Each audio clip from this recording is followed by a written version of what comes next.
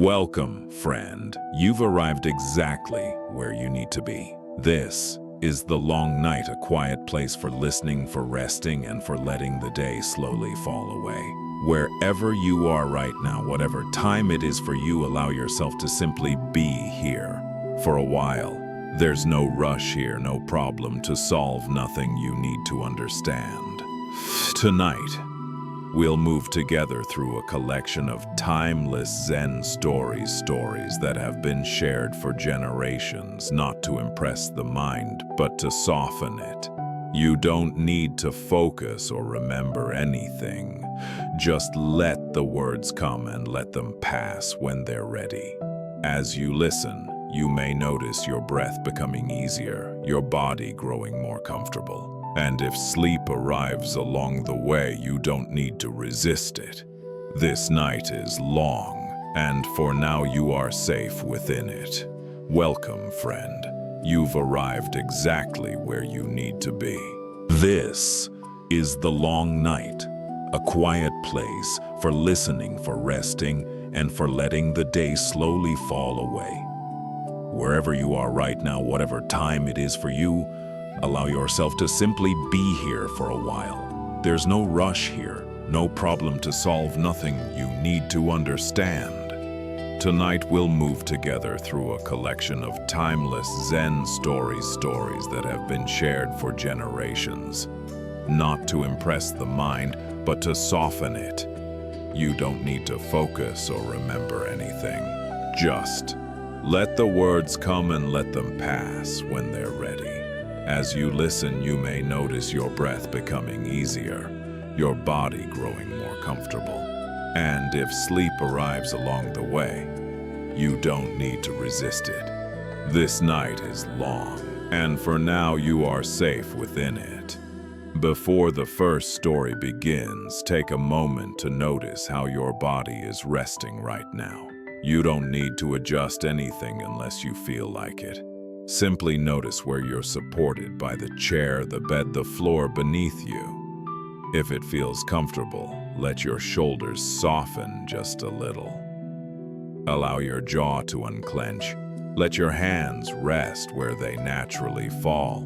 There's no posture you need to hold, no position that's more correct than another. Bring your attention to your breath, not to control it, but to notice it. The quiet movement in and out, the gentle rhythm that's been carrying you all day without effort. You don't need to slow it down. It will find its own pace as you listen. If your mind is still busy, that's okay. You don't have to push thoughts away. Let them pass through like distant sounds, present but unimportant. For now, this is enough. You are here. And that is all that's needed. In a moment, the first story will begin. There's nothing you need to prepare for. Just listen the same way you might listen to a distant voice carried by the night air, without effort, without expectation. These stories don't ask you to believe anything. They don't try to convince you or lead you anywhere. They simply offer a different way of seeing one that has been passed quietly, from teacher to student, from one long night to the next. As the story unfolds, you don't need to hold on to every detail. Some parts may stay with you, others may fade, and that's perfectly fine. Whatever remains is enough, so let the words find you. And let the night carry you gently into the story. Long ago, in the quiet foothills, far from any busy road, there lived an old Zen teacher named Master Renji. His dwelling was small, so small that one could cross it in a few slow steps. A simple wooden hut resting among pine trees and wild blossoms, shaped more by time and weather than by human hands. Renji had chosen this life deliberately, not because he lacked opportunity, but because he had discovered that very little was needed to live fully. Each morning began without urgency. He woke, with the light, sat quietly and listened. To birds calling across the valley, to wind brushing the trees, to the subtle sounds that exist when nothing is being rushed. Seasons passed through the hut without resistance. Rain leaked gently through old boards. Cold crept in during winter nights, and still Renji remained. He believed the world was always teaching not through words but through what appeared when we stopped trying to manage everything. One spring morning, as the air softened and the scent of blossoms drifted in, Renji noticed something unusual. From the wooden floor of his hut directly at the center of the room, a thin green shoot had begun to rise. Quietly, patiently, without asking permission. Renji did not move it. He simply sat beside it and watched. Days passed. The small green shoot continued to rise slowly, finding its way upward through the wooden floor. Each morning it stood a little taller. Its color deepened. Its presence became impossible to ignore. Master Renji adjusted his life around it without thought. He sat on one side, prepared his meals on the other. At night he slept, listening to the faint sounds of the wind brushing against its thin leaves. Then one afternoon, footsteps approached the hut. A man from the nearby village had come to seek advice. He was practical, well-intentioned, and deeply concerned with how things should be. As he entered the hut, his eyes fell immediately on the bamboo. He froze. "Master," he said after a long pause, "this plant should not be here." He stepped closer, examining the floor. "If you allow it to keep growing, it will damage your home. The boards will split, the structure will weaken. Soon you may have nowhere to live." His voice carried urgency, not unkindness. This was how problems were solved, by acting early, by removing what didn't belong. Renji looked at the bamboo, then at the man. He did not answer right away. Instead, he reached out and gently touched the smooth surface of the growing stalk. The room grew quiet. Master Renji remained still for a long moment. The bamboo stood between them, quiet, alive, unconcerned. At last, Renji spoke. "No," he said softly. The visitor blinked, unsure if he had heard correctly. "No," he repeated. "You mean you will leave it like this?" Renji nodded once. "To witness a living thing grow here," he said, "without being forced, without being corrected, is not damage." The man frowned. "But your shelter, your floor, surely those matter." Renji smiled. "What is a shelter?" he asked. "If it cannot make room for life." He rested his hand lightly against the bamboo. "This did not come by my doing. It rose on its own. If something must move," he continued, "let it be the hut." The visitor fell, silent. Outside, a breeze passed through the trees. The bamboo shifted slightly as if listening. Renji returned to his cushion. The conversation had ended, not because an answer was given, but because nothing more needed to be said. From that day on, Master Renji continued living as he always had, though the space around him slowly changed. The bamboo kept growing, not quickly, not dramatically, but with steady patience. Each morning it stood a little taller, its leaves catching more light as they reached upward through the hut. Renji did not treat it as a problem to be managed. He treated it as a presence to be lived with. He adjusted his movements without irritation, stepping carefully around the stalk, sitting where space allowed. When he prepared his simple meals, he did so quietly, as if sharing the room with a guest who required no conversation. At night, the bamboo made faint sounds as the air cooled, soft, almost unnoticeable. Renji listened without naming them. He did not ask how long the bamboo would remain or what might happen to the floor beneath it. Those questions never arose. There was only what was here and how to meet it gently. Visitors came and went. Some noticed the bamboo and said nothing. Others frowned, puzzled by what they saw. Renji did not explain. He never defended his choice. He understood that explanations were rarely what people were truly seeking. As the seasons shifted, the hut changed shape. Boards loosened. Light entered in new ways. Still, Renji remained at ease. He slept. He meditated.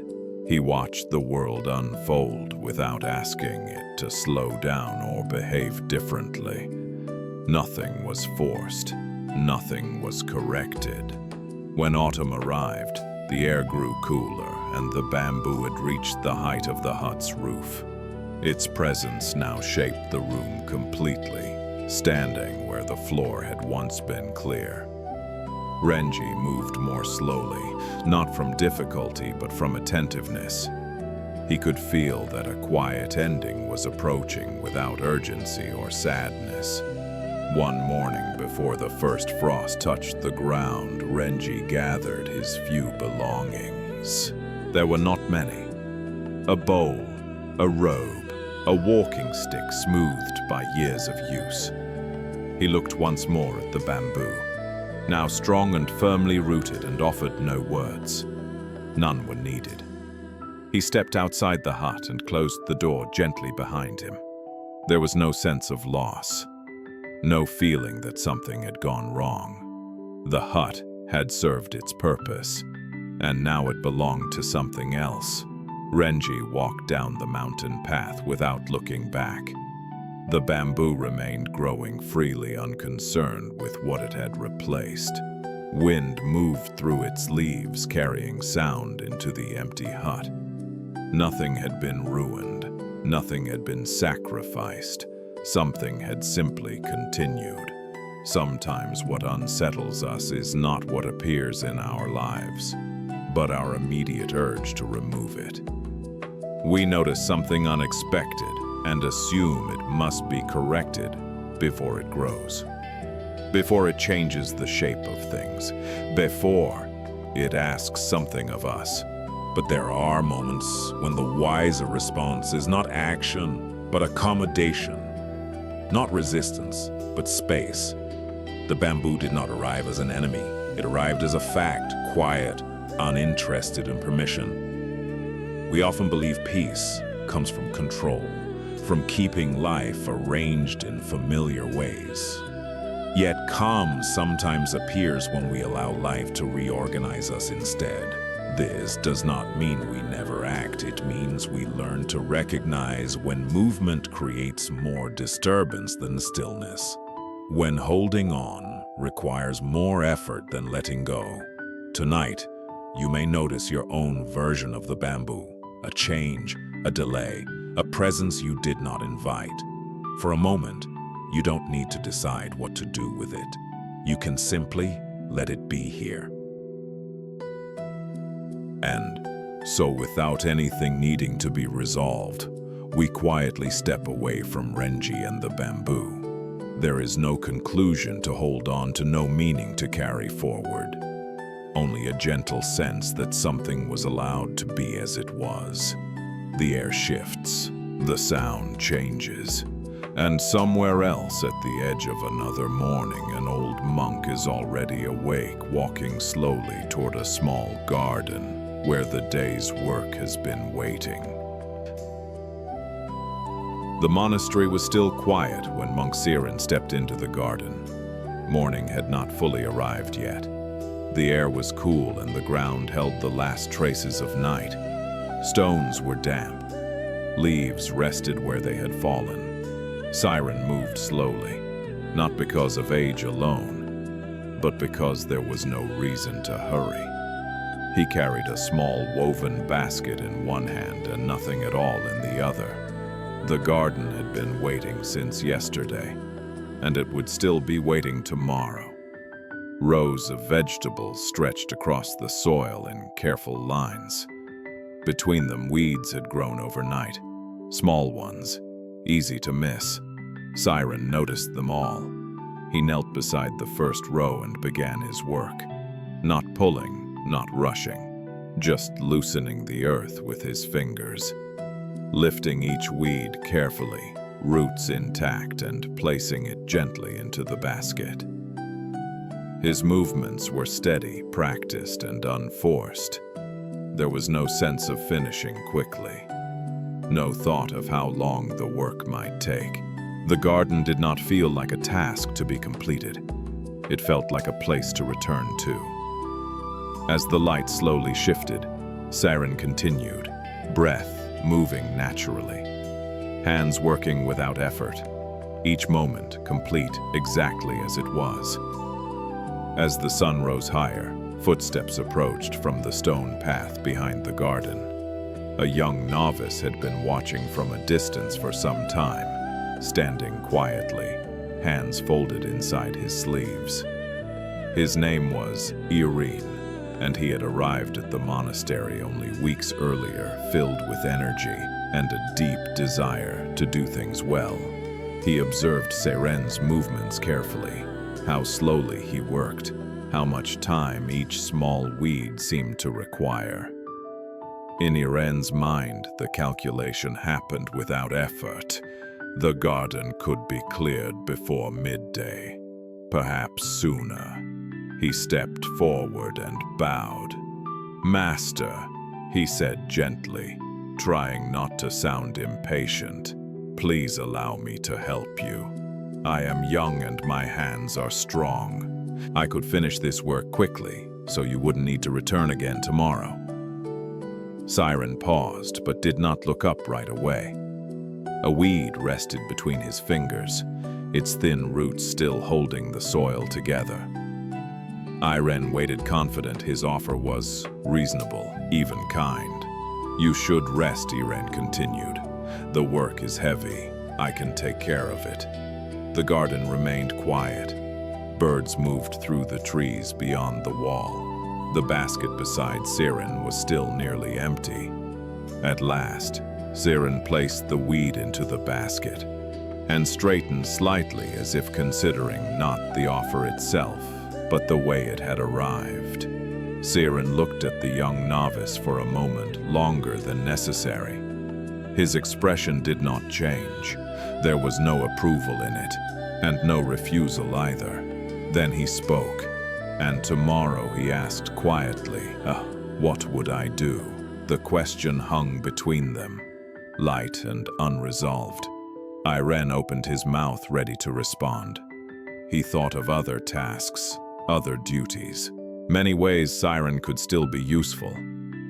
But before any words formed, Siren had already returned his attention to the garden. He knelt again, loosened the soil, lifted the next weed. The movement was unhurried, complete, as if nothing had interrupted it.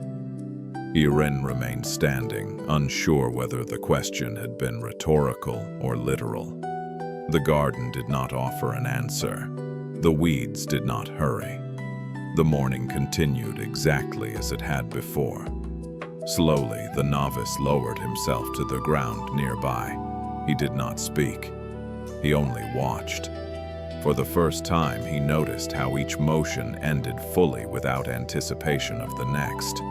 The basket filled one weed at a time. Yunmen stayed where he was, neither invited closer nor sent away. The garden continued its quiet rhythm, unchanged by his presence. Siren worked without looking up his attention, resting entirely on what was in front of him. At first, Yunmen noticed only the slowness, the way each movement seemed to take longer than necessary. But as minutes passed, something else became visible. Nothing was repeated. Nothing was mechanical. Each weed was met as if it were the only one.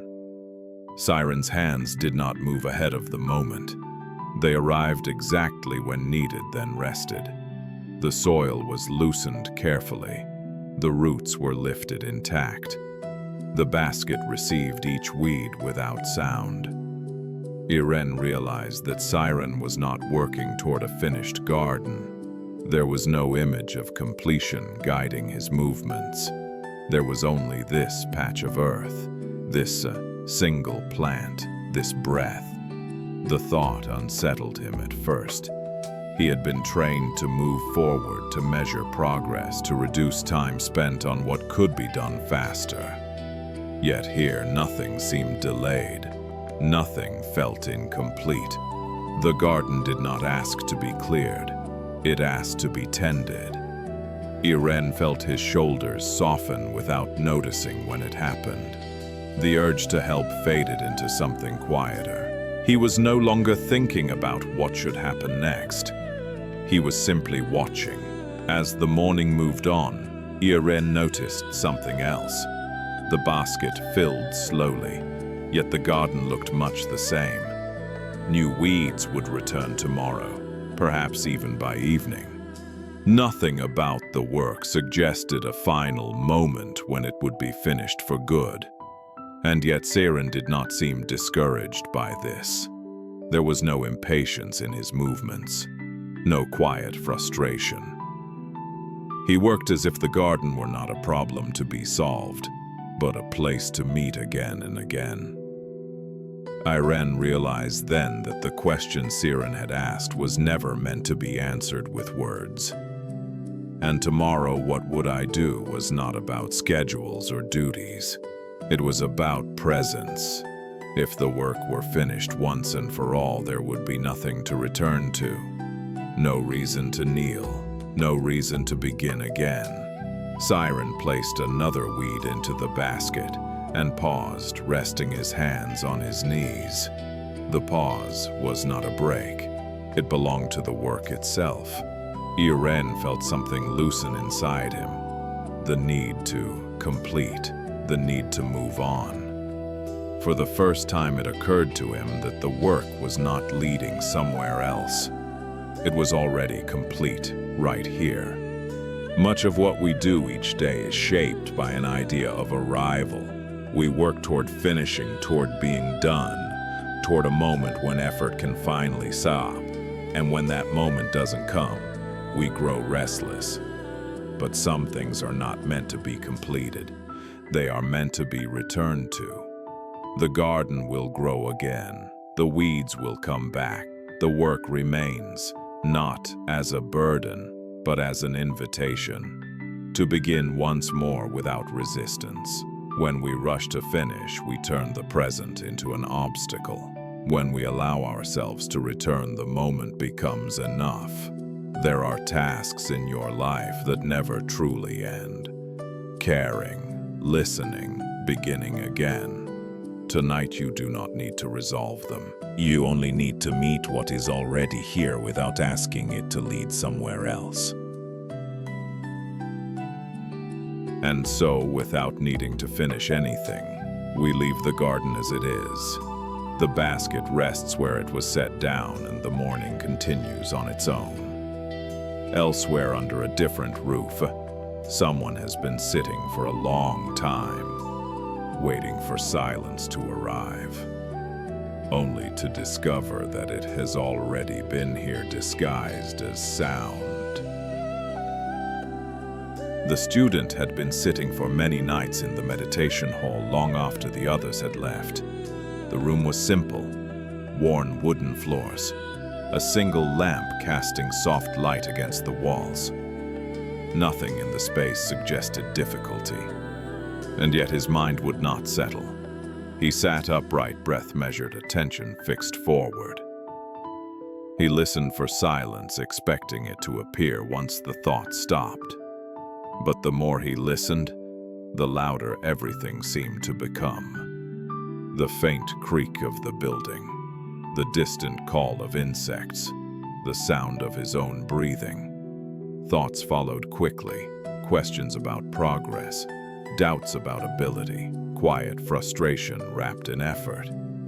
Each night ended the same way. He rose from the cushion, feeling as though he had failed to reach something just beyond him. Eventually, he went to seek guidance.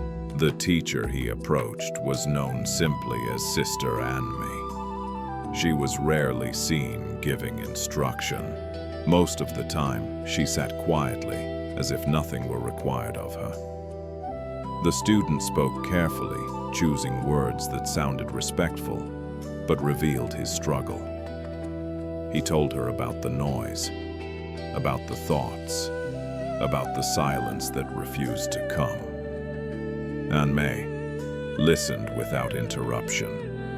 When he finished, she stood, said nothing, and gestured for him to follow.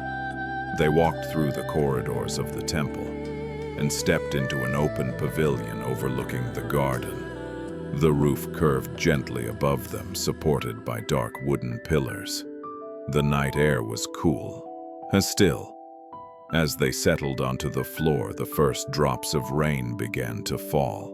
At first, the sound was light and scattered, individual drops touching woodstone leaves. Then slowly, it gathered into something continuous, a steady rhythm that filled the space without effort. Neither of them spoke.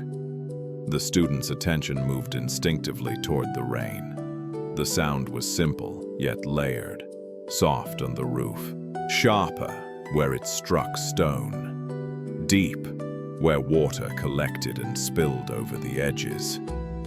Thoughts still arose, but they no longer demanded his full attention. They drifted alongside the sound, no longer competing with it.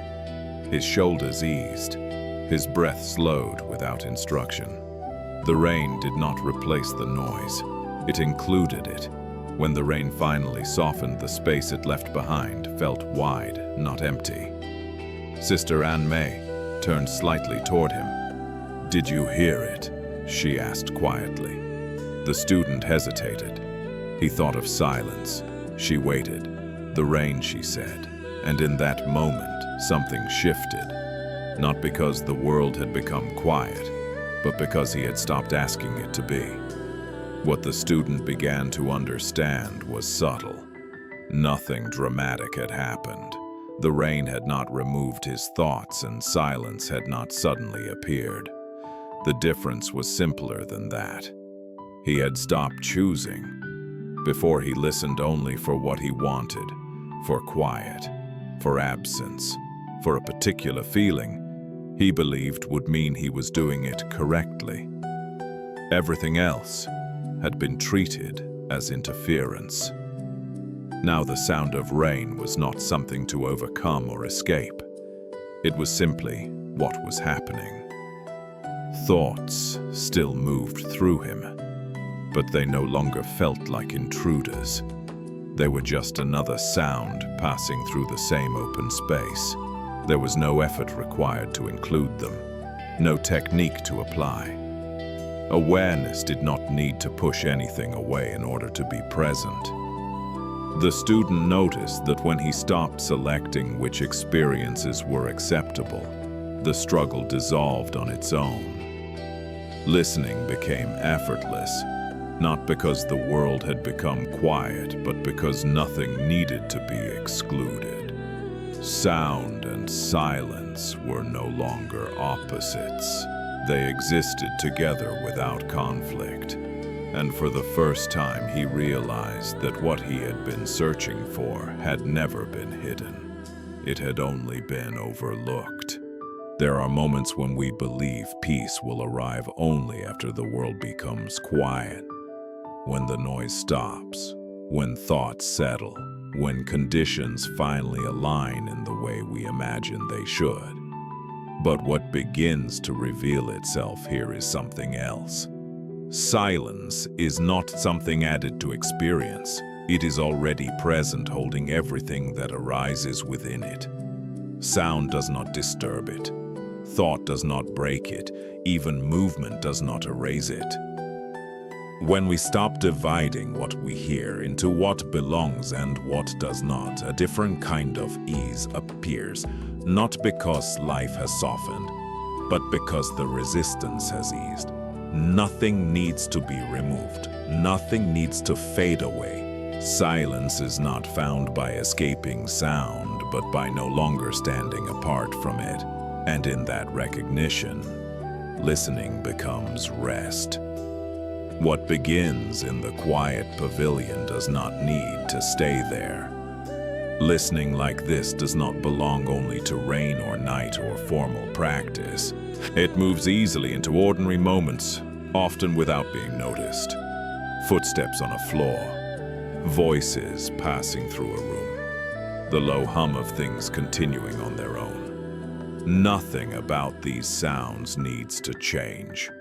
They do not become calmer or more pleasant. What changes is the way they are met. When listening no longer filters experience, effort softens. Attention widens. This kind of listening does not ask for special conditions.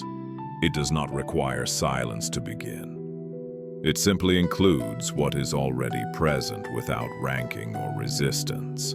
In this way, sound becomes a reminder rather than a disturbance.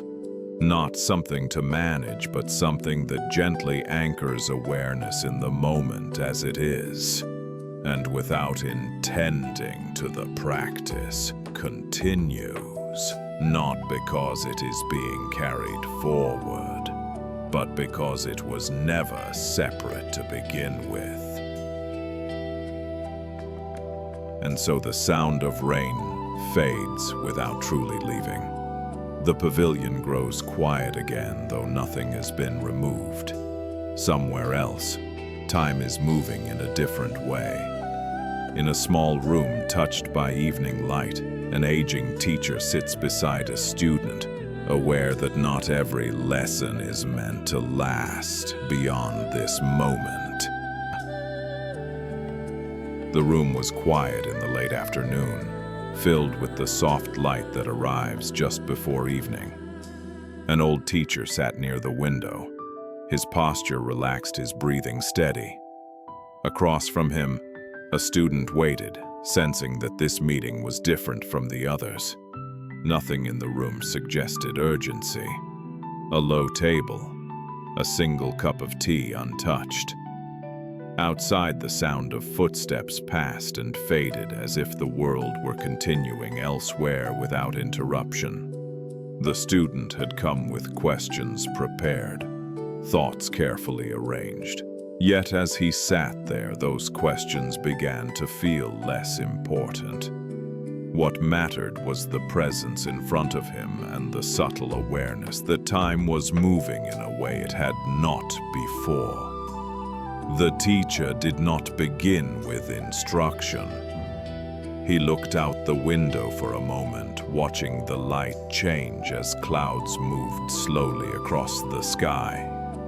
When he finally spoke, his voice was calm, unhurried. "Nothing I give you today," he said, "can stay with you forever." The student listened closely, expecting an explanation to follow, but none came. The teacher lifted the cup, took a small sip, and set it back down. What remained in the room was not uncertainty, but a quiet recognition. This moment, like all others, was already passing, and somehow that did not make it fragile. It made it complete. The student remained silent for a moment, letting the teacher's words settle without reaching for them. He could feel the urge rising quickly, the familiar need to secure something before it slipped away. "If nothing can stay," he asked at last, his voice careful, "then what should I hold on to?" The question did not sound anxious. It sounded sincere, like someone trying to understand how to walk without losing balance. The teacher did not respond immediately. He set the cup aside and rested his hands on the table, as if giving the question space to exist on its own. The room felt no different. The light remained soft. The afternoon continued. At last the teacher looked at the student, not with instruction but with a kind of steady clarity. "Tell me," he said quietly, "what has ever stayed with you?" The question was gentle, and it did not ask to be answered quickly. The teacher did not answer the question directly. Instead, he reached for the cup of tea and lifted it slightly. holding it for just a moment before setting it down again. "Everything you've ever tried to keep," he said, "has already taught you this." The student waited, sensing there would be more. But the teacher remained silent, his attention resting not on the student but on the space between them. The cup cooled. The light shifted again, almost imperceptibly. "What stays," the teacher continued at last, "is not something you can carry forward." He paused, allowing the words to settle without emphasis. "It only appears while you're not holding." Nothing else was said. There was no instruction to follow, no method to apply. The student felt the familiar urge to grasp at the meaning and then just as quickly felt it loosen. For the first time, the question of what to keep seemed less important than the simple fact of being here now while this moment was still unfolding. Even after the teacher's words had settled something in, the student remained uneasy. It was not disagreement, it was familiarity. The old habit of reaching for something solid, something that could be named and carried forward. He noticed it quietly. The impulse to remember the words precisely, to shape them into an idea he could return to later. A thought formed if he understood this clearly enough. Perhaps it would not slip away. The teacher seemed to sense the movement without looking. He shifted slightly in his seat the way someone does when allowing time to do its own work. The student felt caught between listening and grasping, between letting the moment pass and trying to preserve it. Nothing dramatic happened. No tension rose. And yet the effort was there, subtle but persistent. Outside the window, the light continued to fade. The room did not respond to the student's uncertainty. It did not offer reassurance or resistance. Slowly, the student became aware of the strain itself, not as a mistake, but as something that had always been present. The reaching, the holding, the quiet fear of loss. And in noticing it, even that effort began to soften. What began to reveal itself was not an idea about impermanence, but a simple experience of it. The student could feel how each moment arrived fully and then quietly stepped aside for the next without asking to be remembered. Nothing in the room resisted this movement.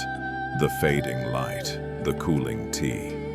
Even the teacher's presence carried the same gentle quality of coming and going. There was no signal announcing change. It happened on its own.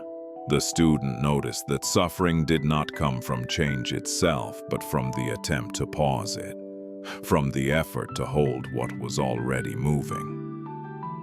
When he loosened that effort even slightly, the sense of loss softened. Impermanence was not something imposed on life. It was how life expressed itself. The teacher had not asked him to accept this or to understand it completely. The moment did not require agreement. It only asked to be met as it was. And in doing so, the student felt something unexpected, not sadness, but relief. There is a quiet kindness in allowing moments to finish on their own. Not closing them too early and not trying to keep them longer than they wish to stay. When we do this, experience feels less fragile. Impermanence does not take things away from us. It simply reminds us not to lean on what cannot support that weight. When we stop asking moments to last, they no longer threaten us with their passing. Nothing needs to be held in place for meaning to appear. Meaning is already present while the moment is here, and when it moves on, something else arrives in its place, complete in its own way. Tonight, you do not need to protect what you are experiencing. You can let it come and let it go without following it in either direction. In that gentle permission, the mind rests not by stopping time, but by moving with it. There is a quiet kindness in allowing moments to finish on their own, not closing them too early and not trying to keep them longer than they wish to stay. When we do this, experience feels less fragile. Impermanence does not take things away from us. It simply reminds us not to lean on what cannot support that weight. When we stop asking moments to last, they no longer threaten us with their passing. Nothing needs to be held in place for meaning to appear. Meaning is already present while the moment is here.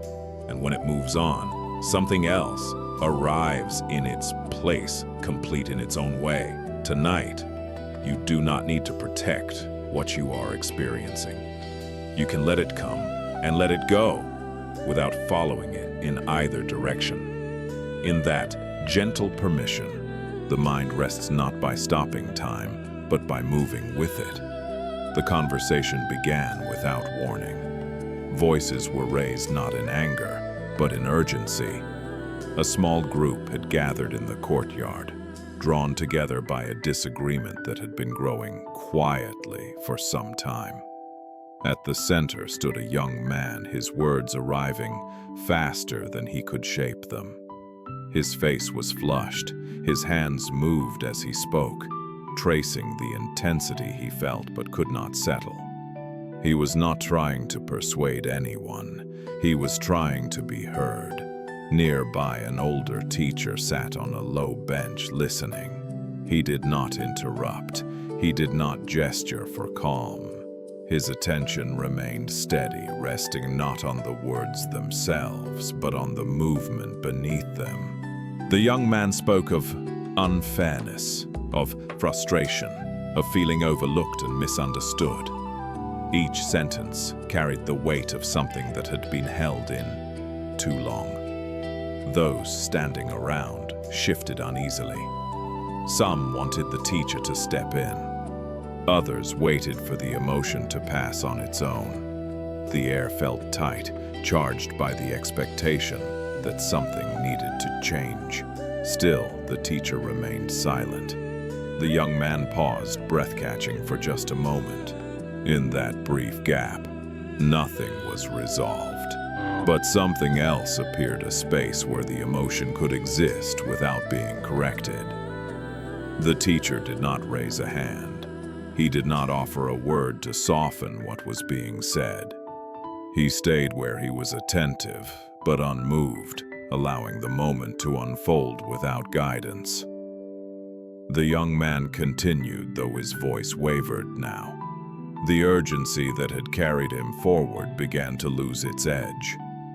Not because anyone had challenged him, but because nothing was pushing back.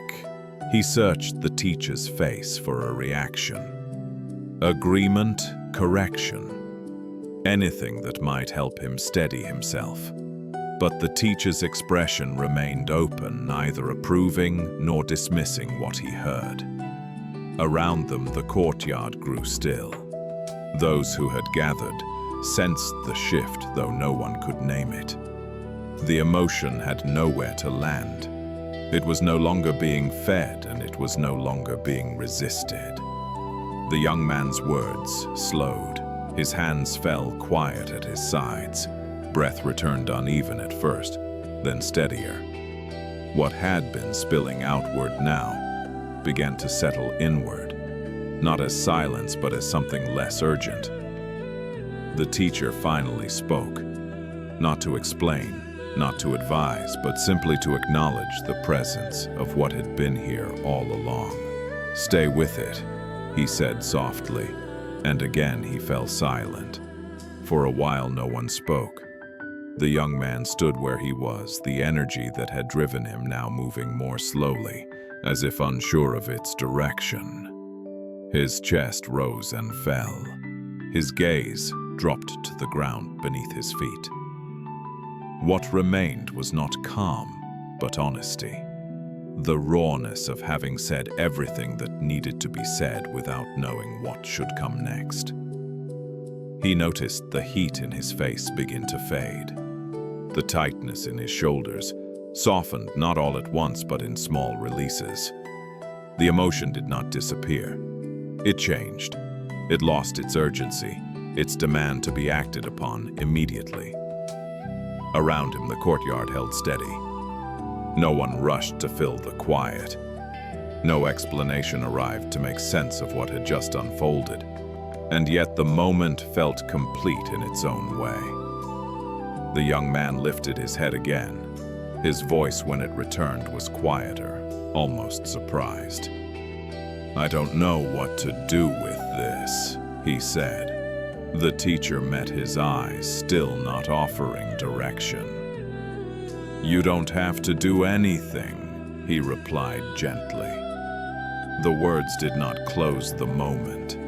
They opened space within it. The emotion, no longer resisted or reinforced, began to settle on its own, like water finding its level when left undisturbed. What became clear in that moment was not a solution, but a distinction. The emotion had been powerful, consuming, impossible to ignore. And yet, as it settled, something else remained unchanged, untouched by its movement. The feeling had passed through the young man, not defined him. It had spoken loudly, then grown quiet without taking anything essential with it. What stayed was not the emotion itself, but the space that had allowed it to rise and fall. This was not something to understand intellectually. It was felt directly. When emotion was allowed to move freely without being suppressed or acted out, it revealed its temporary nature. It came. It stayed for a while, and then it changed. The teacher had not tried to calm the emotion because it was never the problem. The confusion came from mistaking the feeling for identity, from believing that what is felt must also be what we are. In seeing the difference even briefly, the weight of the moment lightened, not because the emotion was wrong, but because it was no longer carrying the burden of being me. Emotions rise the way weather does. Sometimes gently, sometimes with force. They pass through the body and mind, asking to be felt, not fixed. When we allow them this movement, they complete their own cycle. Trouble begins when we tighten around them, when we decide that a feeling must mean something permanent or demand an immediate response. In that tension, emotions linger longer than they need to, but when they are met with simple attention, neither fed nor denied, they begin to change on their own. Not because we have done something right, but because nothing is being held in place. Tonight you may notice feelings coming and going as you listen. You don't need to follow them or push them away. You can let them pass through the same open space that held them before. In doing so, what remains is not emptiness, but ease, quiet, steady, and unforced. And so, the emotion settles without being pushed away. The courtyard returns to its ordinary sounds unchanged. Somewhere else, in a place shaped by routine and tradition, attention begins to drift, not because anything is wrong, but because form has quietly replaced presence. The hall was filled with familiar movements. Cushions were arranged in neat rows. Robes were adjusted carefully. Bells sounded at the expected moments, neither early nor late. Everything appeared exactly as it should. Among the practitioners sat a young monk named Hoshin. His posture upright, his expression composed. He had learned the forms well, when to bow, when to stand, when to remain still. Nothing in his behavior drew attention, and yet, as the session continued, his awareness drifted. Not far, just enough to notice the shape of what he was doing more than the doing itself. He checked his posture, adjusted his breath, corrected small details that no one else could see. Around him, the room remained quiet. The practice unfolded smoothly. From the outside, nothing was missing. Hoshin felt a subtle tension beneath the calm, a sense of effort that did not quite settle. He wondered whether he was practicing correctly, whether the stillness he saw in others was something he had not yet reached. When the bell finally rang, he felt relief rather than completion. Later, as he rose and stepped outside, an older teacher passed by. Their eyes met briefly. The teacher said nothing but paused just long enough for Hoshin to notice the difference between holding a form and being held by the practice itself. The next morning, the teacher arrived earlier than usual. There was no announcement, no signal for attention. He simply entered the hall and took his seat among the others. Hoshin noticed immediately. Not because the teacher did anything different, but because nothing about him stood out at all. His posture was ordinary, his breath unremarkable. There was no visible effort to sit well, no correction, no refinement. The bell rang. As the minutes passed, Hoshin found his attention drawn again and again toward the teacher, not in distraction, but in quiet curiosity. The teacher did not appear especially still, yet the room felt steadier around him as if something had softened without being adjusted. At one point, the teacher's robe shifted slightly as he breathed. He did not fix it. The moment passed on its own. Hoshin felt something loosen, a habit of checking, a subtle urgency to do it right. His breath continued without supervision. His posture held itself. Nothing dramatic occurred, and yet the sitting felt different, not deeper, not calmer, simply less occupied. When the bell sounded, the teacher stood bowed and left as quietly as he had arrived. No instruction was given, no correction offered, but Hoshin remained seated for a moment longer, sensing that something had been shown without being pointed to. Not a better form, not a higher state, just the absence of trying to shape what was already happening. Later that day, Hoshin found himself replaying the morning in small fragments. The way the teacher entered, the stillness that didn't announce itself, the ease that seemed to arrive without effort. Without noticing, he began to adjust. When he sat again, he softened his shoulders deliberately. He relaxed his hands the way he remembered the teachers had rested. He allowed his breath to slow, not because it needed to, but because that felt closer to what he had seen. At first, this felt reassuring. There was a sense of doing something correctly, of aligning with an example that had clearly mattered. His posture looked calmer, his breathing more even, but gradually a faint tension returned. He noticed himself checking, correcting, comparing. Each adjustment carried a quiet question. Is this how it should be? The room felt slightly tighter now, not disturbed, just narrower.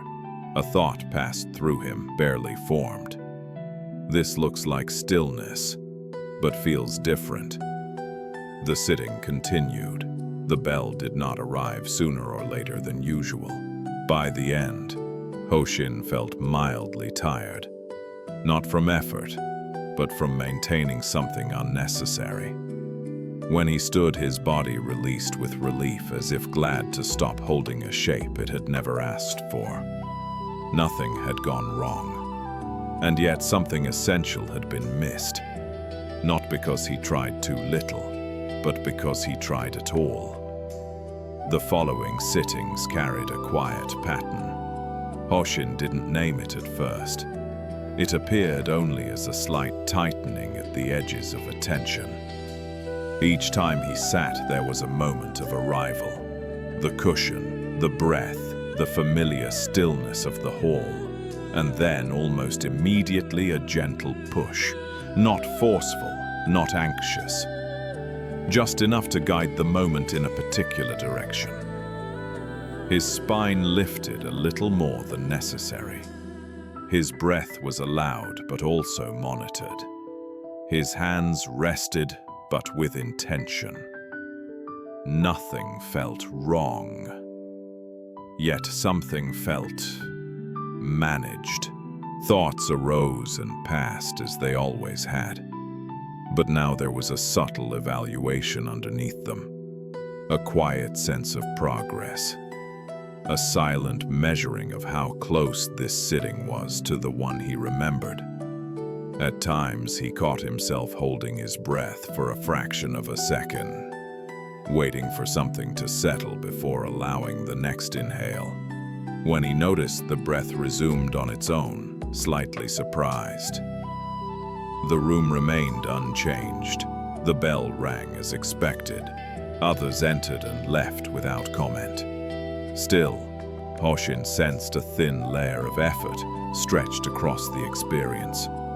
Like clear glass, hard to see, but unmistakably, there once noticed. He did not resist it. He did not correct it. He simply became aware that effort had returned quietly, wearing the shape of refinement. During one quiet afternoon, Hoshin noticed the effort more clearly. Not as something to fix, but as something present. It was there, in the way his attention leaned forward slightly, as if listening for improvement. In the way, his breath felt accompanied, not followed. In the way stillness carried a faint expectation. He did not push it away. For a few moments, he simply allowed the effort to remain exactly as it was, not tightening it, not relaxing it, just noticing its texture. The effort did not resist being seen. It moved subtly. Sometimes it softened, sometimes it gathered again. Each time it changed without instruction. Hoshin realized he had spent many sittings trying to arrive somewhere calm, clarity, ease, without ever questioning the movement itself. Now the movement was visible, and that visibility felt different from control. The breath continued. The body sat. Thoughts drifted through like distant sounds. At one point, the effort paused on its own. Not gone, just momentarily absent. Nothing replaced it. There was no special feeling, no sense of accomplishment. Just a brief openness where the sitting held itself without supervision. Then the effort returned lighter this time, less convincing. Hoshin did not mind. He remained with what was present, allowing even the impulse to manage to be part of the field. When the bell rang, he stood without interpretation, carrying no conclusion with him. At evening, the shift came without announcement. Hoshin sat as he always did. The cushion felt familiar, the room unchanged. Breath moved quietly, neither followed nor directed. The effort appeared then thinned, not because it was released, but because it was no longer necessary to hold it in view. Attention rested without leaning. The body remained upright without instruction. For a few moments, there was no sense of doing the sitting. There was sitting. Thoughts still passed through. Sensations rose and fell, but none of it asked for response. Nothing waited to be improved. Nothing needed to be confirmed. The stillness was ordinary. So ordinary that it might have gone unnoticed, if not for the absence of commentary that usually followed each moment. No quiet praise, no correction, no expectation. When the bell sounded, it felt neither early nor late. Hoshin stood and bowed as he had countless times before. Yet something subtle had shifted. Not forward, not deeper, just less involved. He did not carry the experience with him, and for the first time, nothing followed him out of the hall. Nothing was carried forward. The evening closed without leaving a trace. Elsewhere, a small disturbance is about to appear ordinary, almost forgettable, yet it will quietly reveal how easily attention slips back into habit. The next day unfolded without significance. Morning chores followed their usual rhythm. Footsteps crossed the courtyard. Bowls were rinsed. Doors opened and closed. Nothing announced itself. It was only later, during a brief pause between tasks, that a small irritation appeared. Someone had moved a bowl from its usual place. Not lost, just shifted a few inches to the side. Hoshin noticed it immediately. There was a faint tightening in his chest. A quick thought arose. It was fine where it was. He reached to move it back, then stopped. The pause lasted no more than a breath. In that moment, he saw how quickly attention had narrowed, how easily the mind returned to preference. The bowl itself remained ordinary. The room, unchanged. Yet, something inside had already leaned forward, ready to correct. He did not judge the reaction. He did not excuse it. He simply stood there, holding the bowl lightly, noticing the impulse without completing it. The irritation softened on its own, losing interest once it was seen. The bowl stayed where it was. Hoshin continued with his task. The day moved on. Later, he could not recall the exact moment the irritation faded, only that it had not needed resolution. It had passed like a brief cloud, noticed then gone, leaving the sky exactly as it had been before. As the afternoon settled, the monastery returned to its familiar pace. Voices rose briefly, then faded. The bell marked the hour. Nothing stood apart from the usual flow. Yet, habit found its way back in, unnoticed. While walking across the courtyard, Hoshin felt a subtle, impatient surface. A thought about what should happen next. A sense of being slightly ahead of the moment, already preparing for what followed. It wasn't strong enough to interrupt his steps, only enough to color them. He noticed the ground felt firmer beneath his feet, his breathing shallower. The world seemed a touch narrower, as if attention had leaned forward again, quietly, politely. There was no mistake here, no failure, just the familiar pattern returning exactly as it always had. Hoshin slowed, not deliberately, but because the noticing itself carried less urgency. The impatience lingered for a few breaths, then loosened as if unsure it was still needed. The courtyard looked the same. The light unchanged. What remained was a simple recognition. Habit did not arrive with noise.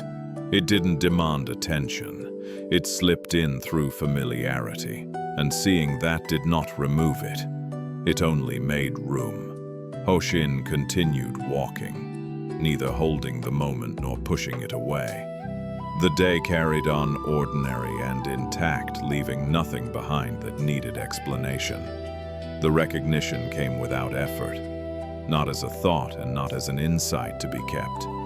Just a quiet noticing that arrived and left no trace behind. Habit appeared. Awareness saw it. Nothing followed. Hoshin did not pause his movement. He did not slow his breath. There was no attempt to return to any earlier stillness. The body continued on its way, uncorrected. For a few steps, attention rested exactly where it was, neither ahead nor behind. Sounds passed through without labeling. Sensations rose and faded without comment. Habit remained nearby, but it no longer needed to be addressed. There was no sense of improvement, no confirmation that something had shifted. Only the simplicity of walking as walking had always been. When a thought arose, it dissolved without being finished. When the breath changed, it was already changing again. Nothing was held long enough to become a problem. By the time Hoshin reached the far side of the courtyard, there was nothing to remember, no lesson formed, no conclusion drawn. Only the quiet understanding that seeing did not require action, and that this too could pass without being named. The rest of the day unfolded as it always had. Meals were prepared. Water was carried. Someone laughed briefly in the distance. A door closed with a soft wooden sound. None of it asked to be remembered. Hoshin moved through these moments without checking their weight. Tasks completed themselves as his hands followed what was needed next. There was no effort to remain attentive, and no distraction pulling him away. At one point he noticed the warmth of sunlight on the back of his neck. A moment later, a breeze passed and the warmth was gone. Nothing marked the change. A thought arose about the evening sitting. It drifted through without settling. Another thought followed, then dissolved the same way. Life did not feel smoother. It felt the same, only less interrupted. When someone spoke to him, he responded naturally without rehearsing his words. When silence returned, it returned fully. There was no sense of practicing, just living. By nightfall, the monastery lights dimmed. Shadows lengthened across the stone paths. The bell sounded steady and familiar. Hoshin did not feel closer to anything. He did not feel farther away. The day closed without comment, leaving behind nothing to carry forward, only the simple fact that it had passed complete in itself. Nothing special happened that night. The sitting began. Bodies settled. Breath moved as it always had. The room held its familiar stillness without effort. Thoughts came and went unnoticed. Sensations shifted quietly. Time passed without marking itself. There was no deep calm to enter, no distraction to escape, no state to maintain. At one point, Hoshin realized he was not waiting for the bell. The realization itself faded immediately. The bell sounded. Everyone stood, bowed, left. No trace remained. Later, lying down to rest, the body released into the darkness without review. There was nothing to replay, nothing to understand. Sleep came when it came, and in the absence of anything remarkable, the night passed whole, untouched by expectation, complete, without recognition. Morning arrived quietly. Light filtered through the paper screens. The bell rang once, then again. The day began as it always had. Hoshin rose, washed his face, and stepped into the courtyard. The stones were cool beneath his feet. A bird called from somewhere unseen. The air held no message. There was no sense of closure from the night before. No continuation either. Life resumed without reference. As he walked toward the hall, he noticed the same ordinary movements, robes brushing past footsteps, crossing paths, the familiar rhythm of shared routine. Nothing felt completed. Nothing felt unfinished.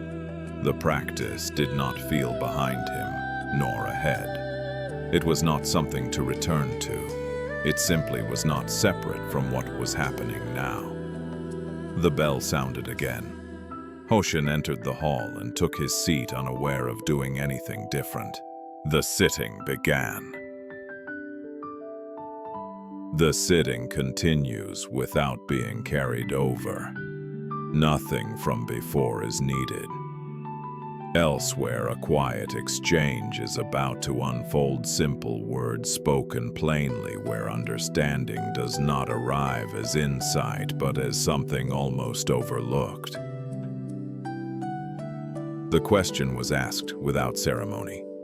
It came during an ordinary moment as robes were being folded and the hall slowly emptied. Hoshin approached the teacher with no particular urgency, only a quiet curiosity that had not yet formed into thought. "Is it right?" he asked softly, to sit without trying to settle the mind at all. The teacher did not answer immediately. He continued folding the cloth in his hands, smoothing one edge then another. When he looked up, his expression held no instruction. "Is the mind unsettled right now?" he asked. Hoshin paused. He searched briefly, then shook his head. "No." The teacher nodded once. Nothing more. They stood there for a moment. Sounds drifted in from the courtyard. Someone laughed, faintly. Footsteps passed. Hoshin waited, expecting something to follow. A clarification, a correction. Nothing came. After a while, the teacher returned to his work. The exchange had already ended. As Hoshin walked away, he noticed the question had not been answered in the way he expected. It hadn't closed. It hadn't opened. It had simply dissolved, leaving behind the same ordinary attention he had been standing in all along. Later that day, Hoshin found himself returning to the exchange, not to the words, but to the space they had left behind. There had been no instruction to follow, no reassurance, no method to adopt, and yet something felt complete. As he went about his tasks, the question surfaced again, softer now. Should I be doing something differently? It lingered briefly, then faded without reply. When evening came, Hoshin sat as usual. The cushion supported his weight. The breath moved quietly. The mind offered no resistance. At one point, a familiar urge appeared to settle, to refine, to arrive somewhere calmer. He noticed it, and it passed without being acted on. The teacher's words did not return. There was no memory to consult, no answer to apply, only the present moment doing exactly what it was already doing. Hoshin realized then that the teacher had not withheld an answer. He had simply not placed one where it would become another thing to hold. The sitting continued without reference to the earlier question. When the bell rang, nothing resolved itself. Nothing needed to. The absence of instruction remained not as confusion but as quiet permission to stop looking for one. The understanding did not come as a moment. There was no clear shift to point to, no line crossed. Life continued in the same quiet rhythm, and yet something subtle no longer searched for its place. Hoshin noticed it while walking between buildings. His steps fell naturally without measuring their pace. The sound of gravel underfoot came and went. A breeze moved through the trees. None of it asked to be noticed. There was no sense of practicing correctly. There was also no sense of having stopped. Thoughts appeared occasionally, but they did not gather into questions. When they passed, nothing followed them. Attention did not return to itself. It simply stayed where it was. At one point, Hoshin realized he had not thought about sitting at all that day. The realization felt unimportant and faded immediately. Understanding, he saw, was not something he had reached. It was something that no longer needed to arrive. When evening came, the bell sounded as usual. He took his seat without intention. The body settled. The breath moved. Nothing opened. Nothing closed. And in that simplicity there was nothing missing, only the quiet continuity of what had always been present now. no longer waiting to be confirmed. That night there was nothing to reflect on. Hoshin lay down as the monastery grew quiet. Sounds softened, then disappeared into distance. The body rested without review. No understanding replayed itself. No insight asked to be remembered. Sleep came gently without carrying the day with it. In the morning the bell rang. The same light entered the room. The same floor met his feet. There was no sense of continuing something from before. As he walked through the courtyard, Hoshin noticed how easily the day began when nothing was being followed. Tasks appeared and were met. Conversations rose and ended. Silence returned when it was finished. At one point he paused near the gate, watching dust drift briefly in a beam of light. The moment did not deepen. It did not ask to be held. It passed. What remained was not clarity but simplicity, not certainty but ease. There was no feeling of completion, no sense that anything had been learned. And yet, nothing felt unresolved. Life moved forward without reference, unburdened by explanation, unshaped by conclusion, quietly intact exactly as it was. Later that day, someone asked Hoshin a simple question about the schedule. Nothing important, just a small uncertainty about timing. He answered without thinking. The words came easily, then ended. There was no echo afterward, no sense of having spoken well or poorly. As the other monk walked away, Hoshin noticed how ordinary the exchange had been. No hesitation, no inward adjustment, no need to check what remained. The moment closed on its own. He returned to what was in front of him. Hands moved, attention followed. The day continued without interruption. At no point did he feel clearer than before, nor did he feel confused. There was simply response, plain, immediate, unremarkable. And in that ordinariness, nothing stood apart from the rest of the day. No insight formed, no memory stayed behind. Life answered itself, then moved on. Nothing was added to the day. Hoshin moved through the remaining hours without noticing any difference. The same sounds, the same paths, the same small tasks appearing and finishing. There was no urge to check understanding, no thought of holding on to what had happened earlier. The question from before did not return, not because it was answered, but because it no longer needed a place. When evening arrived, the hall filled quietly. Cushions were arranged, bodies settled. Hoshin sat. The breath moved. The room held itself. There was no sense of continuing a process, no sense of ending one. Only the simple presence of what was already here, unchanged, unadorned, complete without addition. The bell rang. He stood. Nothing followed. Nothing was added to the day. Hoshin moved through the remaining hours without noticing any difference. The same sounds, the same paths, the same small tasks appearing and finishing. There was no urge to check understanding, no thought of holding on to what had happened earlier. The question from before did not return, not because it was answered, but because it no longer needed a place. When evening arrived, the hall filled quietly. Cushions were arranged, bodies settled. Hoshin sat. The breath moved, the room held itself. There was no sense of continuing a process, no sense of ending one. Only the simple presence of what was already here, unchanged, unadorned, complete, without addition. The bell rang. He stood. Nothing followed. The act itself was ordinary. In a small village beyond the monastery grounds, a man rose before dawn to prepare water for the morning. The well was familiar, the rope worn smooth by years of use. He lowered the bucket, listening to the soft sound as it met the surface below.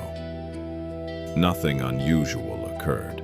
As he pulled the bucket up, his thoughts drifted briefly to the day ahead, to a task he had forgotten yesterday. The mind moved as it always did, lightly, without direction. When the bucket reached the rim, a little water spilled over the side and darkened the earth at his feet. He noticed it, then didn't. The ground absorbed it immediately. He carried the water inside. A cup was filled. Another followed. Hands moved without pause.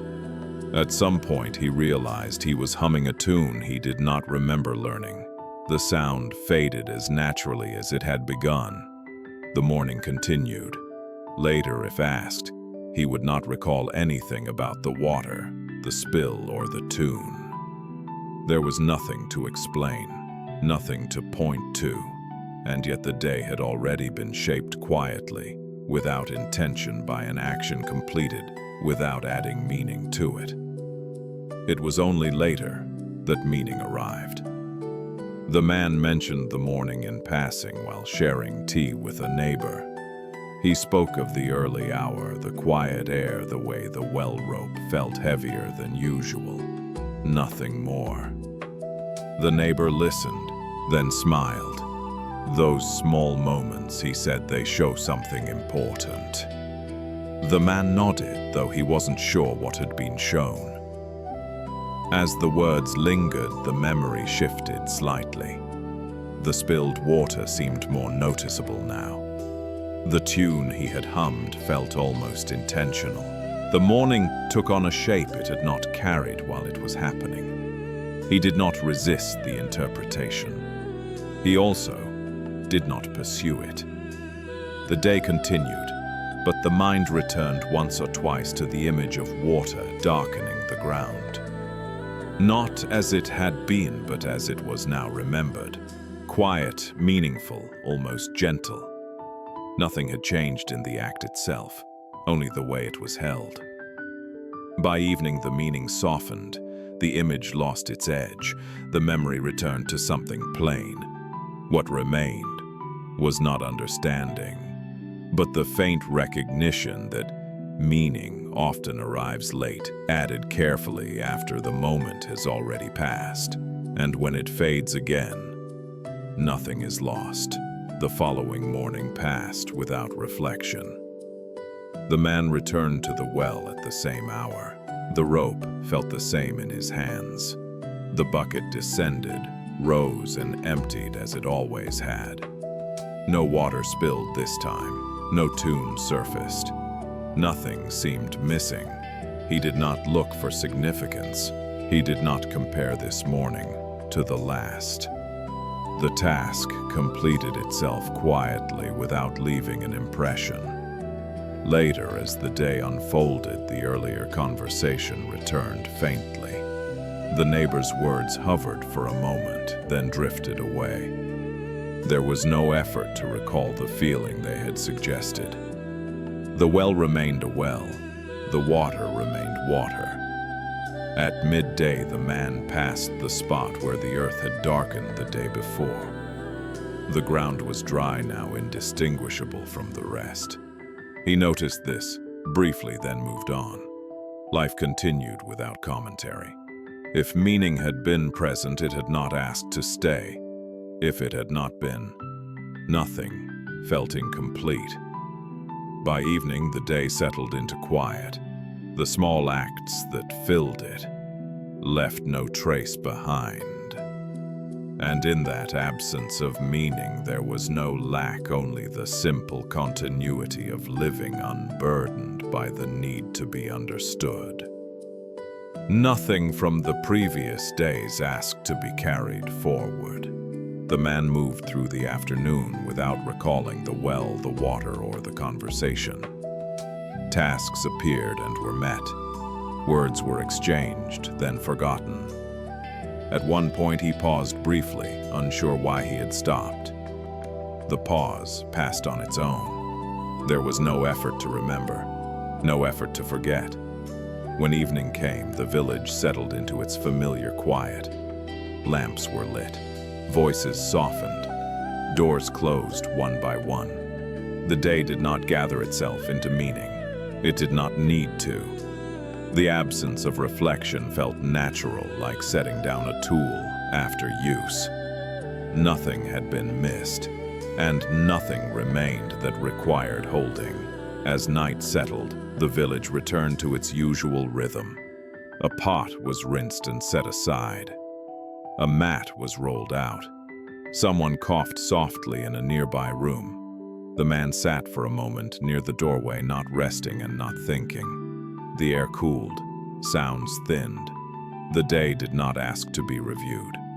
What had happened earlier did not return as memory. The morning, the well, the passing words, none of it gathered into a story. The hours stood on their own, complete, without being connected.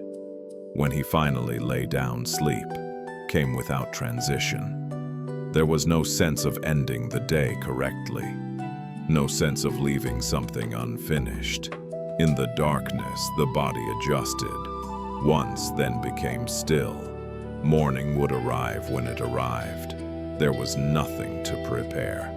The day, it seemed, had already done what it needed to do without instruction, without conclusion, without leaving behind anything that required attention. And in that quiet completion, nothing felt absent. Morning came again. Light touched the walls. Sounds returned to the village. The man rose and moved into the day without recalling the one before. There was no lesson waiting to be remembered, no insight asking to be applied. The well stood as it always had. The rope rested where it belonged. Water was drawn, carried, used. Nothing referred back to anything else. If meaning had once appeared, it was no longer present. If understanding had been close, it had already moved on. The day unfolded without instruction, and in that unfolding, there was no sense of loss, only the quiet completeness of what happens when nothing is kept longer than needed. Nothing from before needs to be remembered. The day has already let go of itself. Elsewhere, a quieter scene begins. So ordinary, it almost escapes notice, where a single, simple action will gently expose how understanding appears without being sought. The morning did not feel like a beginning. In a small room near the edge of the grounds, an elderly caretaker opened a window to let in air. The hinge creaked softly, then settled. Dust moved briefly in the light and disappeared. He stood there for a moment, looking out without looking for anything in particular. The day offered itself quietly. A broom leaned against the wall. A kettle waited on the stove. Nothing asked to be done first. He picked up the broom and began to sweep the floor. The motion was familiar, forward then back. The sound was gentle and uneven, changing slightly as it crossed different patches of wood. His thoughts wandered, once then returned without being called. The body adjusted its weight. The sweeping continued. There was no sense of starting correctly, no sense of being late. At one point, the broom caught on a small splinter. He paused, freed it, and went on. The interruption left no mark. When the floor was clean enough, he stopped, not because it was finished, but because it was time to do something else. The broom was set back where it belonged.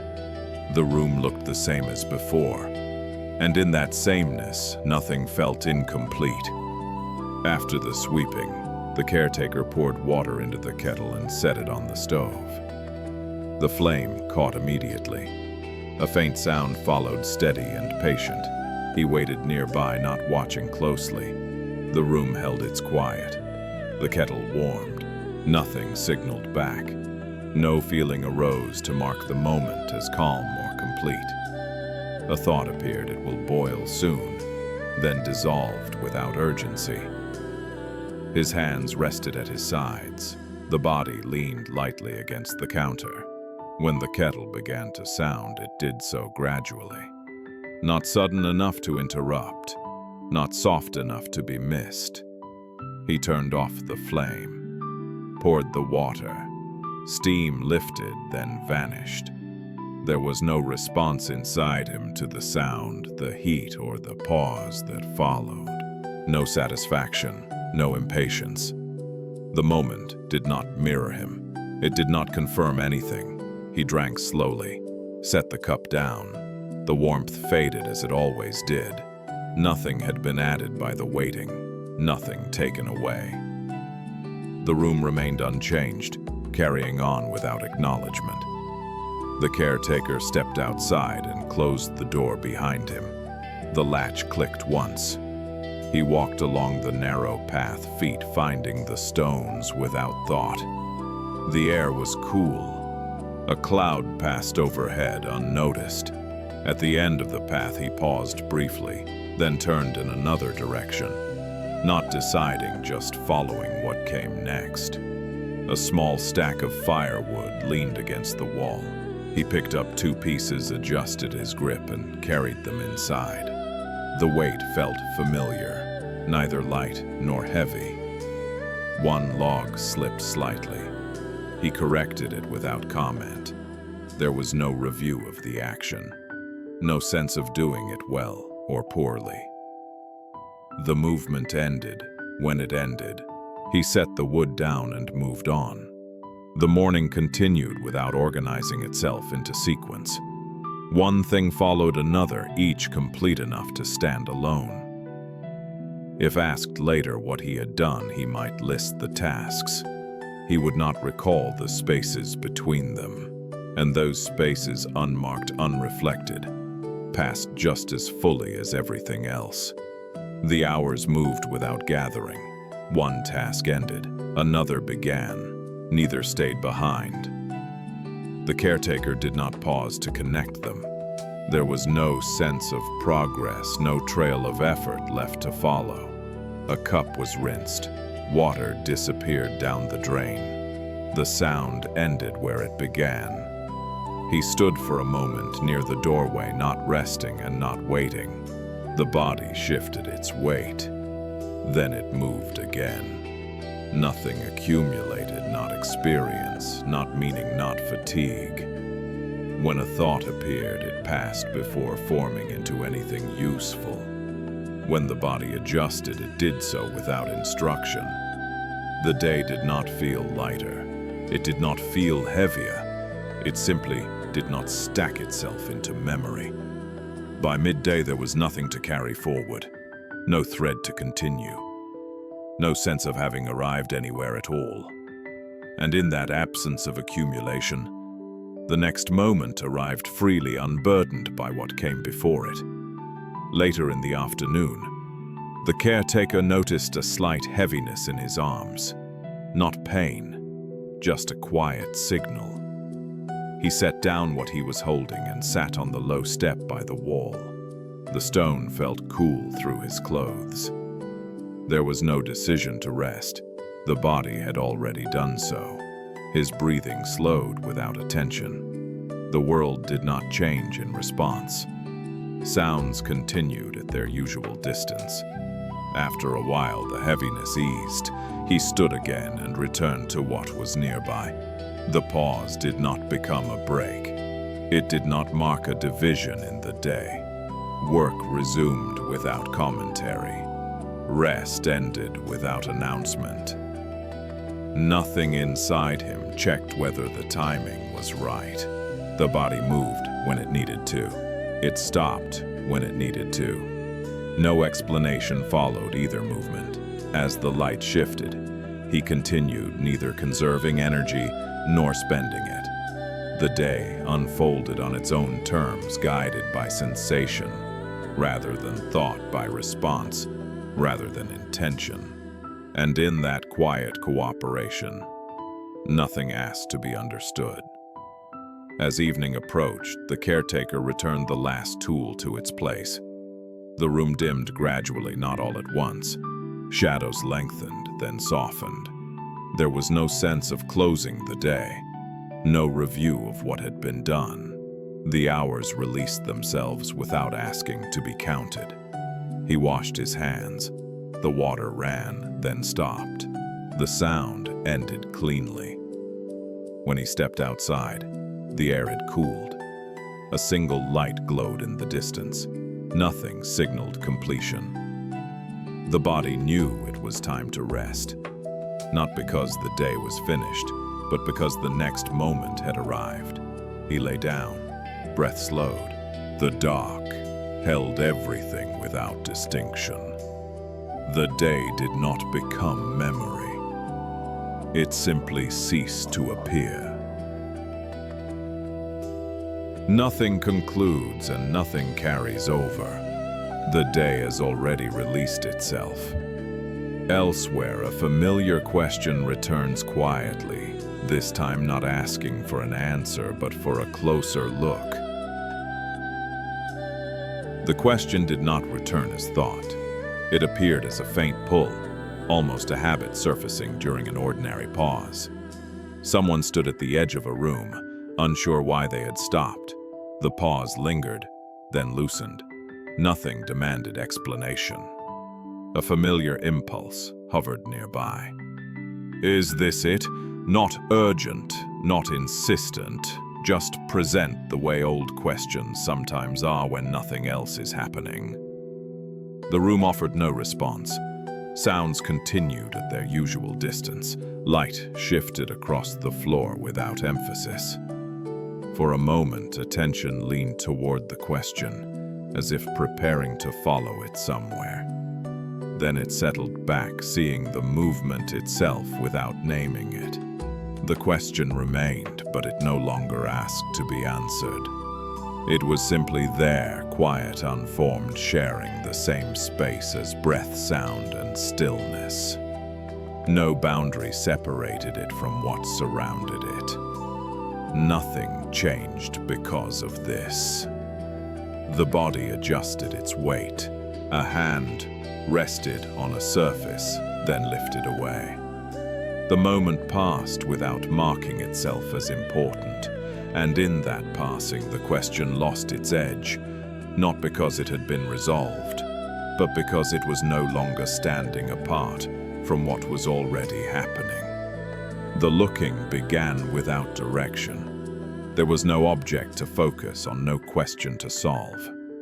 Attention rested openly, noticing what appeared without moving toward it.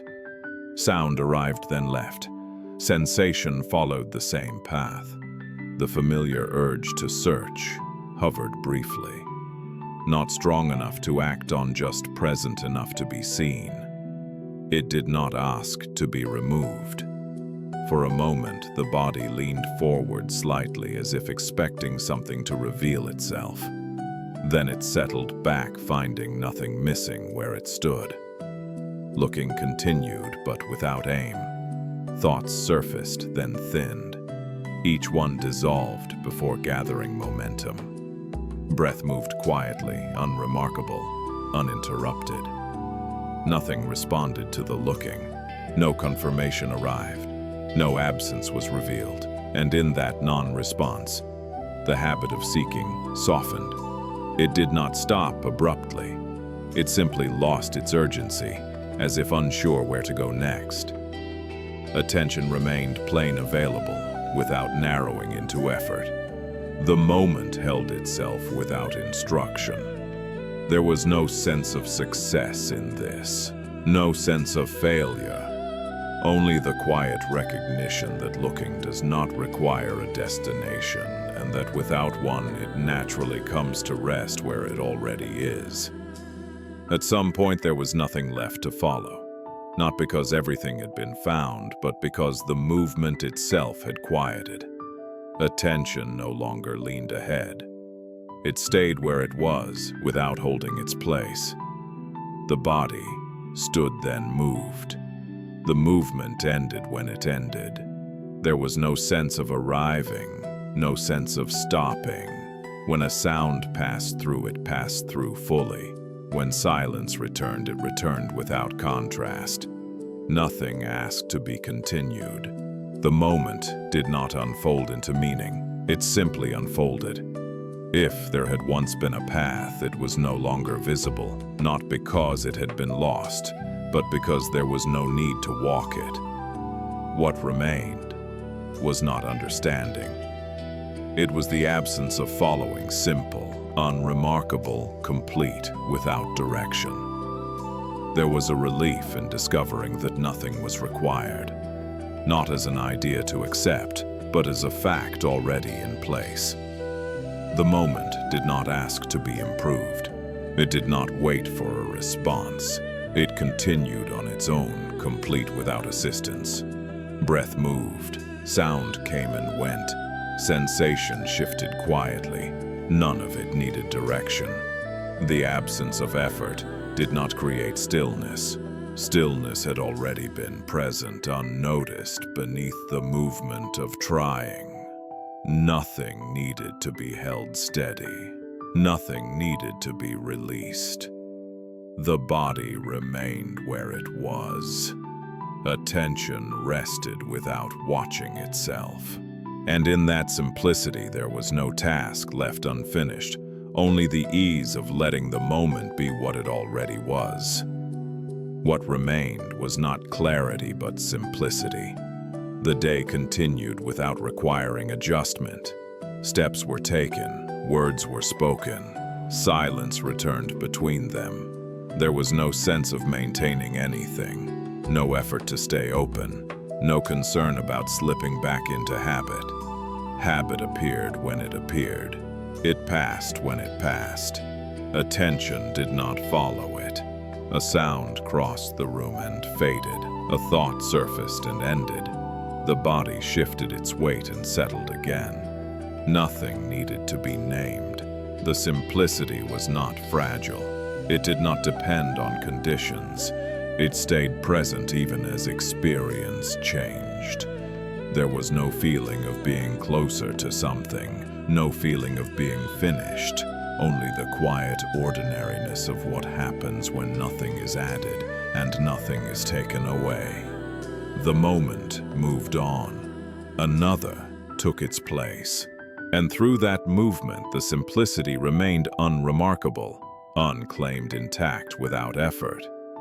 There was no final insight to arrive at. Nothing gathered itself into a clear understanding. No moment stood apart as decisive or complete. Experience continued, ordinary and unmarked. The question that had returned earlier did not come back again. Not because it had been answered, but because it no longer found a place to stand. Breath moved, sound passed, silence followed without contrast. There was no sense of having reached the end of something, no sense of needing to continue. What remained was not knowledge, but the absence of searching for it. The moment held itself, then moved on. And in that movement, there was no lesson to take away, only the quiet completeness of what had already been here, unnoticed before anything was asked of it. Nothing resolves and nothing carries forward. The question fades without conclusion. Elsewhere, a familiar scene returns, simple, every day, where attention quietly meets what has always been waiting. The scene was familiar. Morning light entered a room that had not changed. Objects rested where they usually did. Nothing signaled a beginning, and nothing suggested continuation from before. Someone stood by the window for a moment, not waiting and not observing. The view offered itself without invitation. A sound drifted in, then passed on. Attention met what was present without effort. Not focusing, not drifting, simply resting where it landed. There was no sense of revisiting something learned, no feeling of returning to a practice. The moment did not refer to anything else. A hand reached for a cup. The weight was known. The warmth faded gradually. The cup was set down. Thoughts appeared briefly about the day, about a small task ahead, then moved on without gathering into concern. The body adjusted its stance. Breath continued. Nothing in the room responded. Nothing needed to. The ordinariness of the moment did not conceal anything. It did not reveal anything either. It simply held what was already present without asking for recognition. And in that holding, there was no distance to cross, no insight to apply. Only the quiet familiarity of being where one already was complete enough to remain unnoticed. Attention did not gather around a point. It spread naturally without deciding where to rest. Sounds entered from different directions. Light shifted along the wall. Sensation moved through the body and passed on. There was no center holding it all together, no observer standing apart. When a thought appeared, it did not draw attention inward. When a sound faded, nothing followed it. Experience flowed without organizing itself around a place called here. The body stood, then moved. The movement was not led. It happened. At one moment, attention touched the feeling of the floor beneath the feet. At another, it rested with a distant sound. Neither was chosen. Neither lasted. Nothing attempted to stabilize this openness. There was no concern that attention might scatter, because nothing was being held in place to scatter from. The absence of a center did not create confusion. It created ease. Experience did not feel wide or narrow. It simply unfolded uninterrupted by the need to locate where awareness should be. And in that unfolding, attention revealed itself not as something that must be aimed, but as something that is already present wherever life happens to be. At some point, it became clear that nothing was managing the experience. There was no one directing attention, no one allowing it, no one stepping back to observe. Things happened and awareness was simply there with them. The body moved. The movement ended. A sound passed through the room. Silence followed. None of it belonged to anyone. There was no sense of losing control because control had not been present to begin with. The absence of a doer did not remove responsibility. It removed the strain of carrying it. When a hand lifted, it lifted. When it rested, it rested. No comment followed the action. No identity formed around it. The simplicity of this was almost invisible, so ordinary that it could easily be missed if not for the lack of effort that usually accompanied everything. Nothing had to be sustained. Nothing had to be protected. Life moved, and awareness moved with it without ownership. And in that movement, there was no need to decide who was present. Presence was already happening. The day moved on without acknowledging what had been noticed. Tasks appeared in their usual order. A surface was wiped. A door was opened, then closed.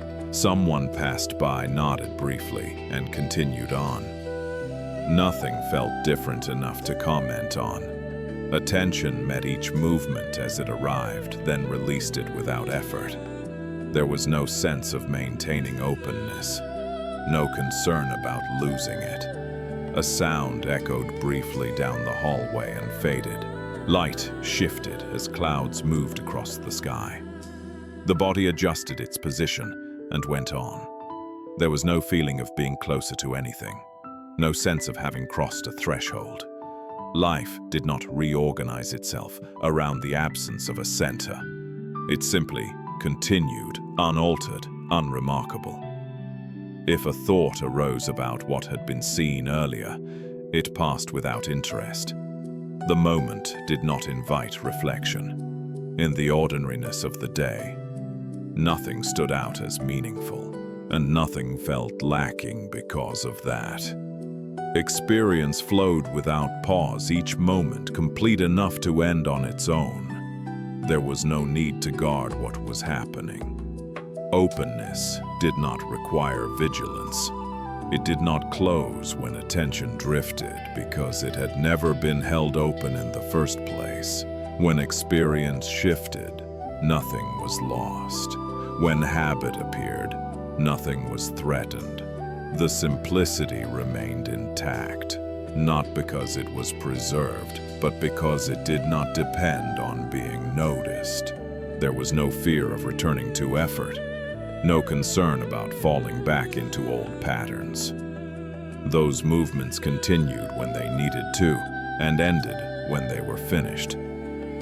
Nothing stood apart that required protection, and in that absence of defense, experience unfolded freely, quietly, resilient, complete, without being secured. There was no position to remain in. Nothing had settled into a stance that needed to be held. No understanding stood apart asking to be maintained. Experience continued without organizing itself around what had been seen. Attention moved naturally. Habit appeared when it appeared. Ease remained when it remained. There was no sense of standing outside life watching it happen. No sense of standing inside directing it. Movement occurred. Rest followed. Each ended without leaving a trace. The absence of a final position did not create uncertainty. It created flexibility. Nothing was fixed long enough to require defense. And in that openness, life did not feel unresolved. It felt free to continue, unshaped by conclusions, unburdened by arrival. Nothing settles into place, and nothing needs to. The moment releases itself without remainder. Elsewhere, a familiar misunderstanding quietly returns, revealing how easily clarity can be mistaken for something to possess. The misunderstanding arrived quietly. It did not appear as confusion, but as confidence. A sense that something had finally become clear, stable enough to be recognized, familiar enough to be trusted. During an ordinary exchange, someone spoke with certainty about what had been seen. The words were calm, the tone assured. Nothing sounded forced. Yet beneath the clarity there was a subtle tightening. An idea had taken shape, and with it a need to keep that shape intact. Attention leaned toward the understanding, checking it, comparing it to earlier moments. Experience narrowed slightly, not enough to notice at first, but enough to feel different. What had been open now had edges. The moment continued, but something was being carried. A quiet ownership formed around what had once appeared without effort. Nothing was wrong with the clarity itself. It had not arrived incorrectly. But in being held, it began to separate from what was happening now. Life did not respond to the explanation. Sounds passed. Movements continued. The day offered no confirmation. And slowly, almost unnoticed, the clarity that had seemed so solid began to feel heavy. Not because it was false, but because it was being kept. The misunderstanding was simple, believing that what is seen must be preserved. The weight was not dramatic. It appeared as a slight effort to remember, to keep the understanding intact as situations changed. What had once been clear now required attention to maintain. During simple moments, the mind returned to it, checking whether the clarity was still there, whether it matched what was happening now. Each return added a small strain. The understanding began to feel distant from experience, like a reference point rather than something alive. It did not move easily. It needed to be carried. Nothing outside reflected this effort. Conversations unfolded as usual. Sounds passed through without acknowledgement. The day did not adjust itself to accommodate what was being held. The weight increased not because the understanding was deep, but because it was static. At times, a quiet doubt appeared. Am I still seeing clearly? The doubt did not disturb the clarity. It simply added another layer to manage. What had once arrived freely now required upkeep. And yet, even as this became visible, there was no impulse to discard the understanding. No attempt to fix the situation. The noticing itself was enough to reveal the cost of holding. Clarity had not become a problem. The problem was believing it needed to stay the same. At some point, the effort softened, not through decision, but through exhaustion. The clarity was no longer being checked as often. Not because it had failed, but because the act of keeping it intact had quietly lost interest. Attention returned to what was present. Sounds entered, then left. Movement happened without reference to what had been understood before. Clarity did not disappear. It changed. It loosened its shape. It no longer stood apart as something to be protected.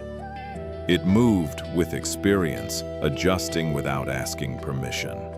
There was no moment of release to point to. No sense of having let go.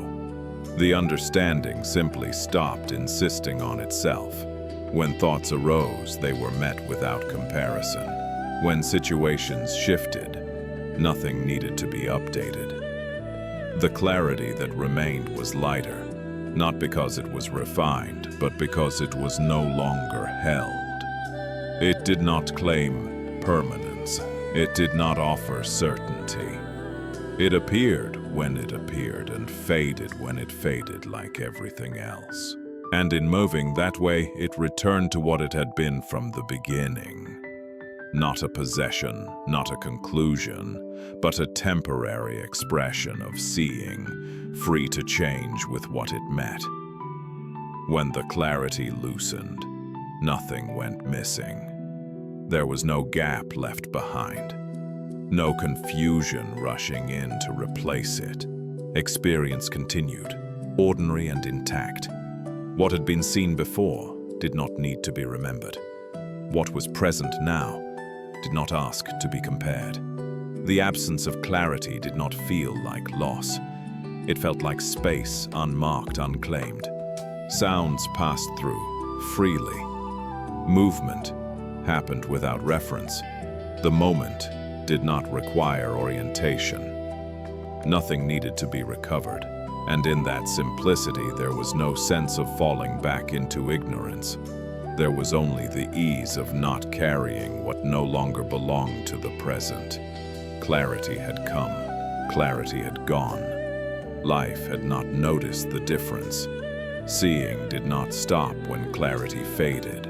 It continued quietly, without shape or name.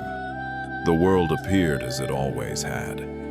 Sounds arriving, sensations shifting, movement unfolding on its own. There was no sense of watching from a distance, no sense of standing inside experience either. Seeing happened where life happened. When a thought appeared, it was seen as thought. When it passed, nothing followed. There was no need to mark the moment or extract meaning from it. The absence of conclusion did not create uncertainty. It created openness. Nothing asked to be finished. Nothing asked to be carried forward. The day moved through ordinary scenes, conversations, pauses, small actions, each complete enough to end on its own. Seeing did not gather into insight. It did not form a position. It remained available, flexible, responsive, free to meet what arose without deciding what it meant. And in that ongoing simplicity, nothing stood apart as understanding. Only the quiet continuity of seeing itself moving with what is without arriving anywhere. There was no one left to be clear. Clarity did not belong to a person. It did not reside in a place that could be occupied or maintained. When it appeared, it did so freely. When it faded, nothing followed it. There was no sense of losing orientation, no return to confusion. Experience continued, without needing a reference point. Seeing did not require ownership. It did not ask who was seeing.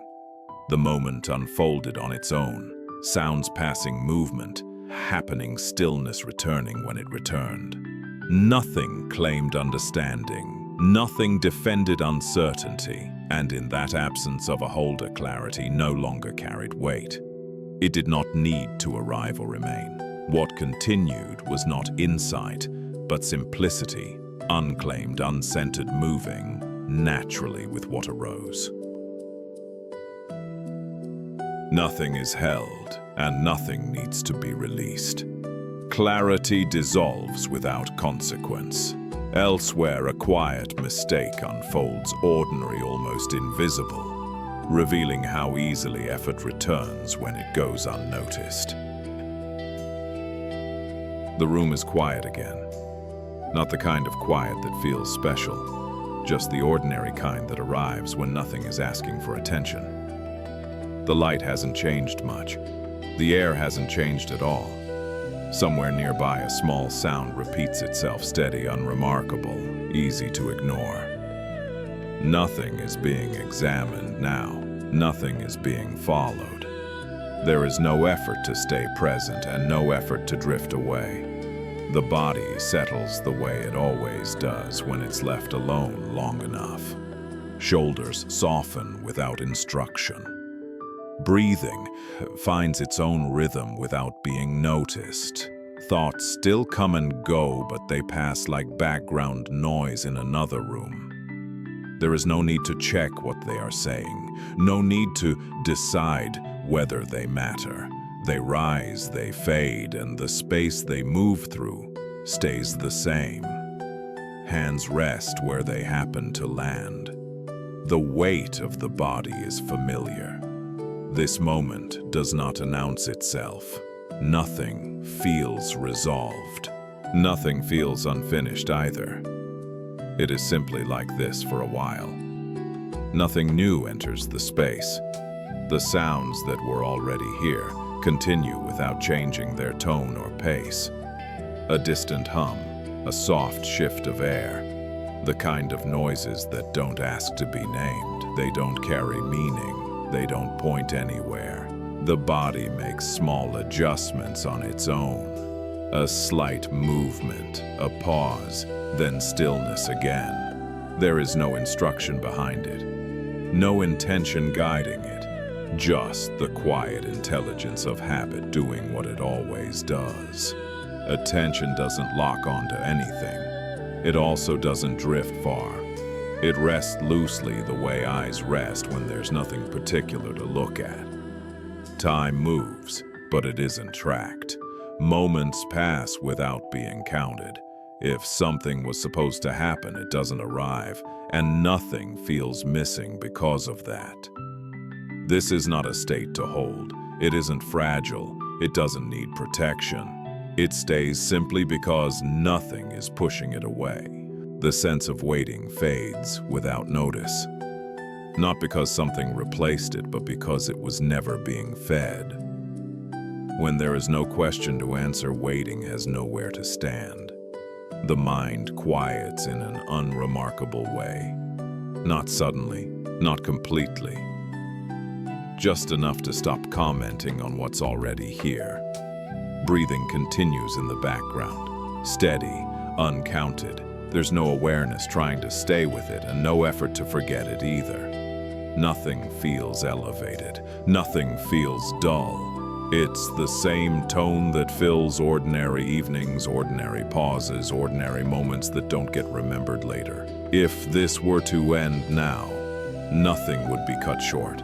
If it were to continue, nothing would need to be added. For now it remains, quietly, without asking to be understood. The room remains the same. Nothing has shifted enough to be noticed. The light rests where it was before, neither brighter nor dimmer. The air carries no message. It simply stays. There is a sense of being here, but it isn't held deliberately. No one is checking whether attention is steady. No one is correcting the mind when it wanders for a moment and returns without ceremony. The body feels present in a very ordinary way. The weight, the temperature, the small familiar pressure where it meets the surface beneath it. Nothing is improved by staying longer. Nothing is lost by leaving sooner. The moment does not ask for loyalty. If a thought appears, it is met without response, not pushed away, not followed. It passes like a sound that doesn't need a name. There is no depth to enter, no surface to remain on. Just this simple, unremarkable being here. A quiet tiredness settles in, not heavy enough to complain about. Not the kind that demands rest. Just the natural easing that comes when nothing needs to be maintained. The effort that once searched has nowhere to go now. Not because it succeeded, but because there is nothing left to search for in this moment. The breath continues on its own, barely noticed. The mind no longer checks itself for clarity or calm. There is no score being kept. If this feels like nothing, that is fine. If it feels like something that passes too. Neither interpretation stays long enough to matter. This does not feel like an ending. It also does not feel like a continuation. It simply sits between the two, unnoticed. And for now, that is enough. Nothing needs to be carried forward. There is no sense of missing something that should have happened by now. Whatever was moving earlier has slowed on its own, the way a room settles after people leave without saying goodbye. The body rests into its weight a little more fully, not as an action, just as a quiet agreement with gravity. Thoughts appear less often, but that isn't important. When they do appear, they don't stay long enough to form a direction. They dissolve before becoming useful or problematic. There is a mild sense of tiredness, but it isn't personal. It doesn't belong to anyone. It's simply part of the moment, like the dimming of light at the end of a long day. No conclusion forms. No insight arrives late. Nothing gathers itself into meaning. If attention drifts, it drifts. If it stays, it stays. Neither option feels like a decision. For a while there is just this, and then even that does not need to be named. Nothing needs to change before moving on. There is no signal that something new is beginning. The quiet simply loosens its hold the way night shifts without anyone noticing. Without effort, attention drifts forward. Not toward an idea, not toward an understanding, just toward whatever comes next, already forming on its own. And so, without marking the moment, we continue. The next moment doesn't arrive with any difference. It blends in quietly like a continuation no one asked for. The room, the sounds, the slow pace of breathing, all of it remains familiar, unchanged. There is a sense of being awake but not alert. Also, not drifting. Just present enough to notice that nothing needs to be adjusted. The mind does not reach backward. It does not prepare for what follows. It stays where it is because there is no reason to move. A sound comes and goes. Another follows. Neither asks for attention and neither is ignored on purpose. This feels ordinary in the truest sense. The kind of ordinariness that doesn't leave a memory. The kind that passes without being marked as time. Nothing is being learned here. Nothing is being practiced. It is simply another quiet stretch unfolding on its own. For now, that is all that's happening. Somewhere outside the room, a small sound repeats itself. It could be anything. Footsteps passing, a door settling, the distant movement of air. It doesn't stay long enough to form a picture. The body responds in its own quiet way. A breath deepens slightly, then returns to what it was before. There is no attempt to listen more closely, no effort to block anything out. Sounds come and go on their own schedule. The mind remains loose, not focused, not scattered, simply not interfering. This moment does not carry weight. It doesn't lean towards significance. It doesn't ask to be remembered later. It stays light because nothing is being added to it. The sense of time softens further. Minutes don't separate themselves clearly. One blends into the next without edges. The body feels settled enough to forget about itself. Not numb, just no longer requesting attention. If a thought begins, it fades before becoming a sentence. If an image appears, it dissolves without explanation. Nothing needs to be completed. There is a gentle neutrality here. Not peaceful in a dramatic way, not empty either, just the quiet balance of being awake without purpose. This stretch doesn't point anywhere. It doesn't prepare what comes after. It exists only as it is. The quiet thins out a little. Not because something enters, but because nothing is being held in place anymore. Attention rests, then loosens, then rests again. There is no pattern to follow, no rhythm to maintain. The body feels almost absent, though it hasn't gone anywhere. It's still here, doing what it does best when left alone, balancing, breathing, settling without commentary. Sounds arrive softer now. Or maybe they were always this soft. There's no reason to check. Nothing is forming into experience. Nothing is dissolving either. It's simply passing through unnoticed. A faint sense of ease moves through the moment. Not relief, not comfort, just the absence of friction. The mind no longer leans forward. It no longer looks back. It stays where it lands, then drifts again without explanation. If there was a need to understand earlier, it doesn't appear now. If there was a need to rest, the two has softened into something simpler. There is no instruction here, no reminder, no closing thought.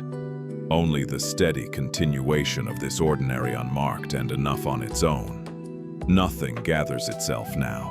There is no sense of holding on and no sense of letting go. The moment stays open simply because it hasn't been closed. Breathing continues, barely noticed. The body remains where it is without asking for rest or movement. It feels steady enough to disappear into the background. Thoughts no longer form lines. They appear as fragments, then fade before meaning can settle around them. Nothing follows. The quiet is thin, almost transparent. Not deep, not wide, just enough to pass through. If awareness softens further, it happens on its own. If it stays as it is, that is fine too. There is no preference left to decide. For now, this is simply here. And without effort, it keeps going. Chant. Nothing announces the shift. There is no new beginning to notice. The quiet simply stretches and the next moment appears where the last one faded. Without effort, attention moves on. Not toward meaning, not toward understanding. Just forward the way night continues without marking time. And so gently we pass into what follows. The stillness carries over without effort. Nothing resets, nothing starts again. It feels like the same quiet, only a little farther along. The body remains where it is. Breath moves in and out without being followed. There is no sense of posture, no awareness of position, just the faint confirmation of being here. A sound drifts through and disappears. Another never fully arrives. The space they move through doesn't react. Attention stays low and wide, not focused on any point, not spread thin either. Just resting the way it does when there is nothing to manage. This moment doesn't build on the last one. It doesn't correct it. It simply continues as if nothing important has happened at all. And for now, that's enough. The quiet holds a little longer here, not because it is being sustained, but because nothing interrupts it. The air stays even. The temperature doesn't call for adjustment. Everything remains workable without comment. The body settles further into familiarity. No edges stand out. No sensations rise high enough to be named. Breathing continues as a background movement. Not slow, not fast, just consistent enough to disappear. Thoughts pass occasionally, but they arrive without momentum. They don't carry stories. They don't invite response. There is no awareness watching awareness, no one checking how this feels. The moment stands on its own uncomplicated. Nothing improves by paying attention to it. Nothing is lost by letting it be. Time moves, but not in steps. It stretches evenly like a sound held just below hearing. The body feels present in a neutral way, not relaxed, not tense, simply available. If the mind turns briefly toward something, it returns without direction. Not pulled back, not guided forward. There is no effort to remain here. There is also no pull to leave. The balance holds itself. This doesn't feel like rest. It doesn't feel like wakefulness either. It sits quietly between the two. Nothing needs to settle before continuing. Nothing needs to open. The night carries on without asking. Nothing presses forward here. The moment widens slightly, not by expanding, but by removing any sense of edge. There is no center to return to and no boundary to drift past. The body remains steady in the background. Breath moves through without weight. There is no awareness resting on it and no forgetting it either. Sounds soften before they finish arriving. Some fade halfway through. Others never form clearly enough to notice. Attention does not gather. It also does not scatter. It stays loose, unclaimed, unoccupied. There is no need to stay longer. There is no reason to move on. The moment remains workable, exactly as it is. A mild sense of continuity settles in. Not the feeling that something is ongoing, but the absence of any point where it might stop. The mind stays quiet in an ordinary way, not cleared, not emptied, just no longer arranging itself around thoughts. If an image appears, it dissolves gently. If a word forms, it fades before it can be finished. Nothing asks to be followed. The body feels less like an object now, more like a place things pass through. Weight, temperature, movement, none of them stand out. This moment does not announce itself as calm. It also does not resist disturbance. It remains neutral enough to hold either without change. For now, it simply continues. The moment thins again, almost without texture. Not empty, just light enough to pass through without resistance. Breathing continues somewhere nearby. The body remains steady, unremarkable, uninterested in being noticed. There is no signal coming from it now. The mind no longer organizes anything. Thoughts appear as faint outlines, then disappear before they can turn into direction. Nothing stays long enough to shape the space. Attention rests without a place to land. It doesn't hover. It doesn't search. It simply remains available. There is no sense of progress here, no sense of decline either. The night carries itself forward without effort. For a while, this is all there is, and that is sufficient. Nothing shifts enough to be noticed. There is no threshold being crossed. The quiet simply carries on, thinning in one place and gathering slightly in another. Without intention, the moment leans forward. Not toward meaning, not toward rest. Just onward, the way night continues when no one is watching. And so, almost without marking it, we move into what comes next. By some.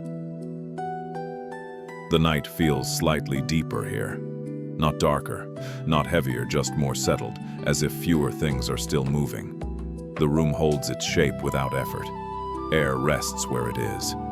Nothing shifts enough to ask for attention. The body remains present in a quiet, familiar way. Breath moves through without rhythm being counted. There is no checking for comfort and no need to adjust. A sound passes at the edge of awareness. It doesn't arrive fully. It doesn't leave a trace. The mind stays soft, not empty, not busy, simply uninterested in arranging anything. This moment doesn't add to what came before. It doesn't prepare what comes after. It exists on its own, lightly connected, easily held. For now, the night continues like this. Nothing asks to be named here. The space feels open enough to let things pass without leaving marks. Breathing continues, barely present. Not slow, not steady, just happening somewhere in the background. The body no longer feels like a position, more like a quiet reference point that doesn't need to be checked. It stays without effort. If a thought begins to rise, it fades before reaching clarity. There is no interest in following it. No resistance either. The night feels even uninterrupted. No signal of progress, no sense of pause. This moment doesn't lean forward. It doesn't fall back. It stays suspended in its own ordinary stillness. And that is enough for now. The quiet spreads without direction. Not outward, not inward, just evenly the way darkness fills a room when the lights have already been low for a while. Attention barely settles anywhere now. It touches a moment, then releases it. There is no pause long enough to call focus. The body feels distant but not gone. Its presence is implied rather than felt. Breathing happens without any sense of timing. Sounds move through softly. They don't interrupt. They don't add anything. Nothing here feels important enough to hold. Nothing feels wrong enough to fix. The balance remains unclaimed. This stretch of time doesn't announce itself. It passes the way most moments do, quietly, without a reason to remember. The moment feels thinner still, not fragile, just less defined. Nothing gathers long enough to take shape. A hint of sound, a brief sensation. Each one passes before it settles. The body remains, but only as a quiet outline. There is no sense of position to return to. No signal asking for comfort or change. Attention drifts without leaving a trail. It doesn't pause, it doesn't search, it simply moves on. Time doesn't separate itself here. There are no clear edges between moments. Everything blends softly the way night does when it's fully arrived. Nothing needs to be noticed. Nothing needs to be left alone. This continues on its own. The night settles without sound, not arriving, not leaving. Simply resting where it is. Nothing rises long enough to become thought.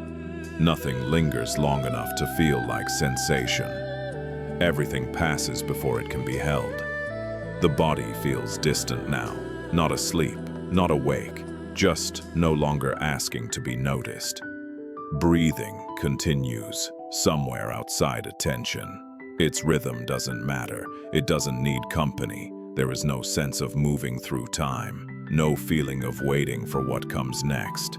This moment stands quietly on its own. Nothing needs to end, nothing needs to continue. The night remains complete as it is. Nothing holds together now, and nothing falls apart. The quiet is almost transparent, not empty, just light enough to move through without resistance. The body is barely referenced. Breathing happens somewhere beyond attention. There is no sense of inside or outside. Thought does not arrive as thought.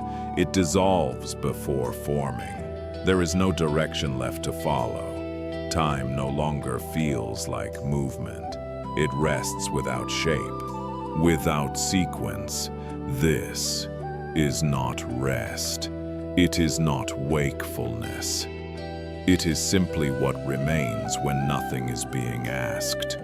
For a while the night stays like this, and there is no need to say more. Nothing changes enough to notice the shift. There is no moment where one thing ends and another begins. The quiet simply carries itself forward, uninterrupted, without intention. Awareness drifts on, not toward clarity, not toward rest, just onward the way the night continues when there is no reason to stop. And so, almost without recognition, we pass into what follows. The quiet remains unbroken. If anything has shifted, it has done so gently enough to pass unnoticed. The room feels further away now, not distant in space, just less present in awareness. Edges soften. Details stop asking to be recognized. Breathing continues without rhythm, being sensed. It happens somewhere nearby, then somewhere else, then not at all. There is no reason to follow it. The body feels light, almost incidental. Its weight no longer registers clearly. Its position no longer matters. Nothing forms into experience here. Nothing dissolves either. There is only this thin continuity, steady and unclaimed. Time no longer stretches or contracts. It rests evenly without direction. There is no sense of before or after. For now, the night holds this shape. Quiet, unremarkable, enough. Nothing settles into place. There is no shape for the moment to take. It stays open, not wide, not narrow, just without definition. Awareness drifts without landing. It doesn't pause long enough to become attention. It doesn't disappear either. The body feels distant but not absent. Breathing moves without rhythm being noticed. There is no sense of effort and no sense of release. Sounds no longer arrive clearly. They pass as impressions rather than events. Each one fades before it can be separated from the quiet around it. This does not feel like depth. It does not feel like stillness. It feels like nothing insisting on being felt. The night thins further here, almost transparent now, as if it could pass straight through itself. Time loses any remaining texture. There are no intervals to move through, no pauses to mark. The body no longer registers as form. Only the faint suggestion that something is here remains. That, too, is unimportant. Thought does not arise as thought. It dissolves before it can appear. There is nothing left to follow. This moment doesn't hold together. It doesn't fall apart. It simply remains unclaimed and unnoticed. For a while, this is all there is. The quiet becomes barely there, not fading, just no longer distinct. There is no sense of space now, no room, no distance. The body does not present itself. Breathing happens without being located. Nothing signals presence or absence. Awareness does not move. It does not stay. It simply does not interfere. Time no longer feels continuous. It does not break. It does not flow.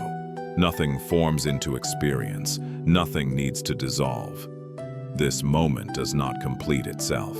For now it remains like this, thin, unmarked, enough. Almost nothing distinguishes this moment. Not silence, not stillness. Just the absence of anything asking to be noticed.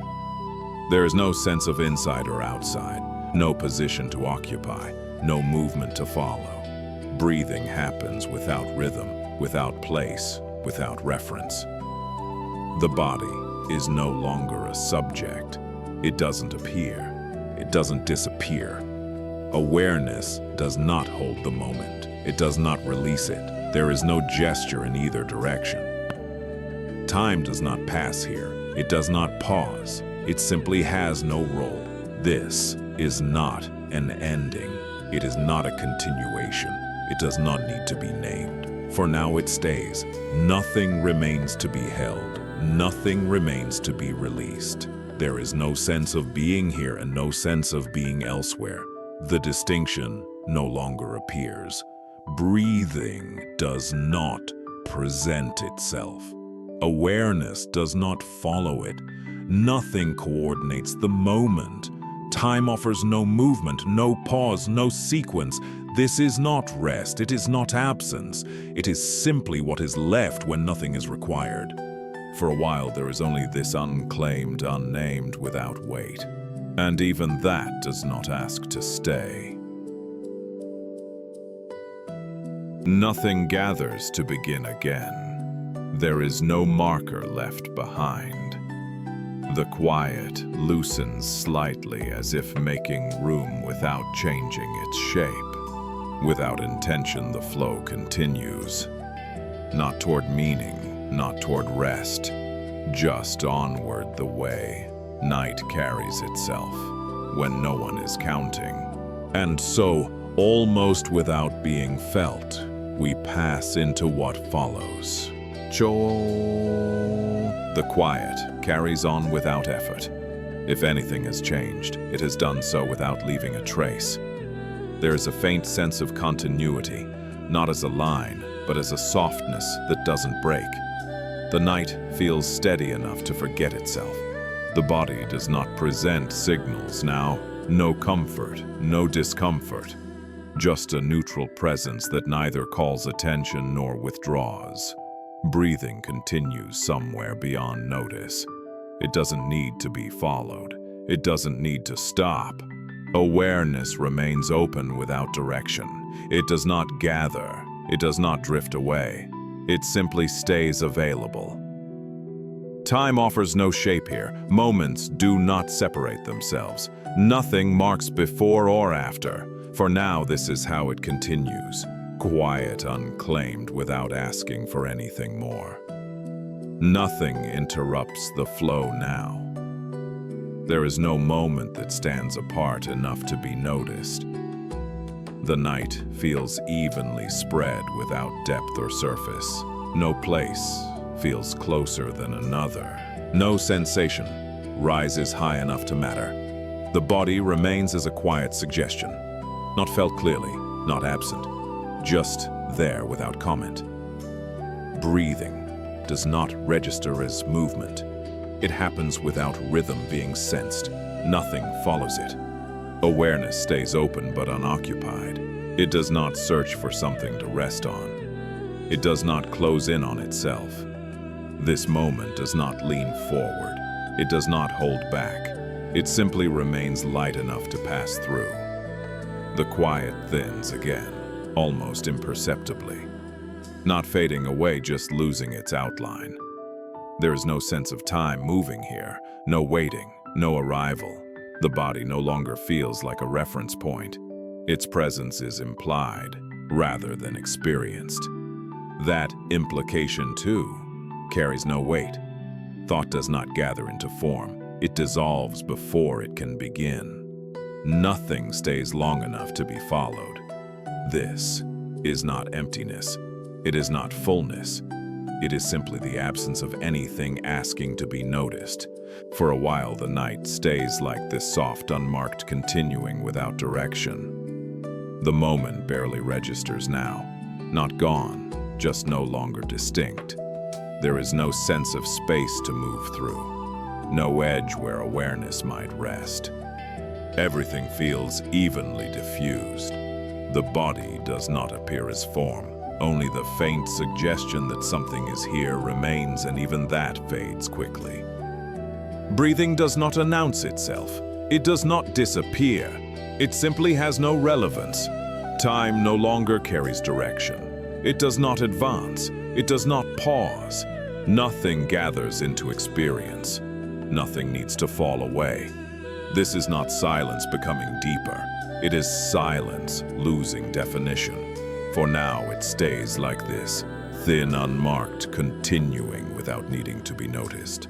Almost nothing separates this moment from the last.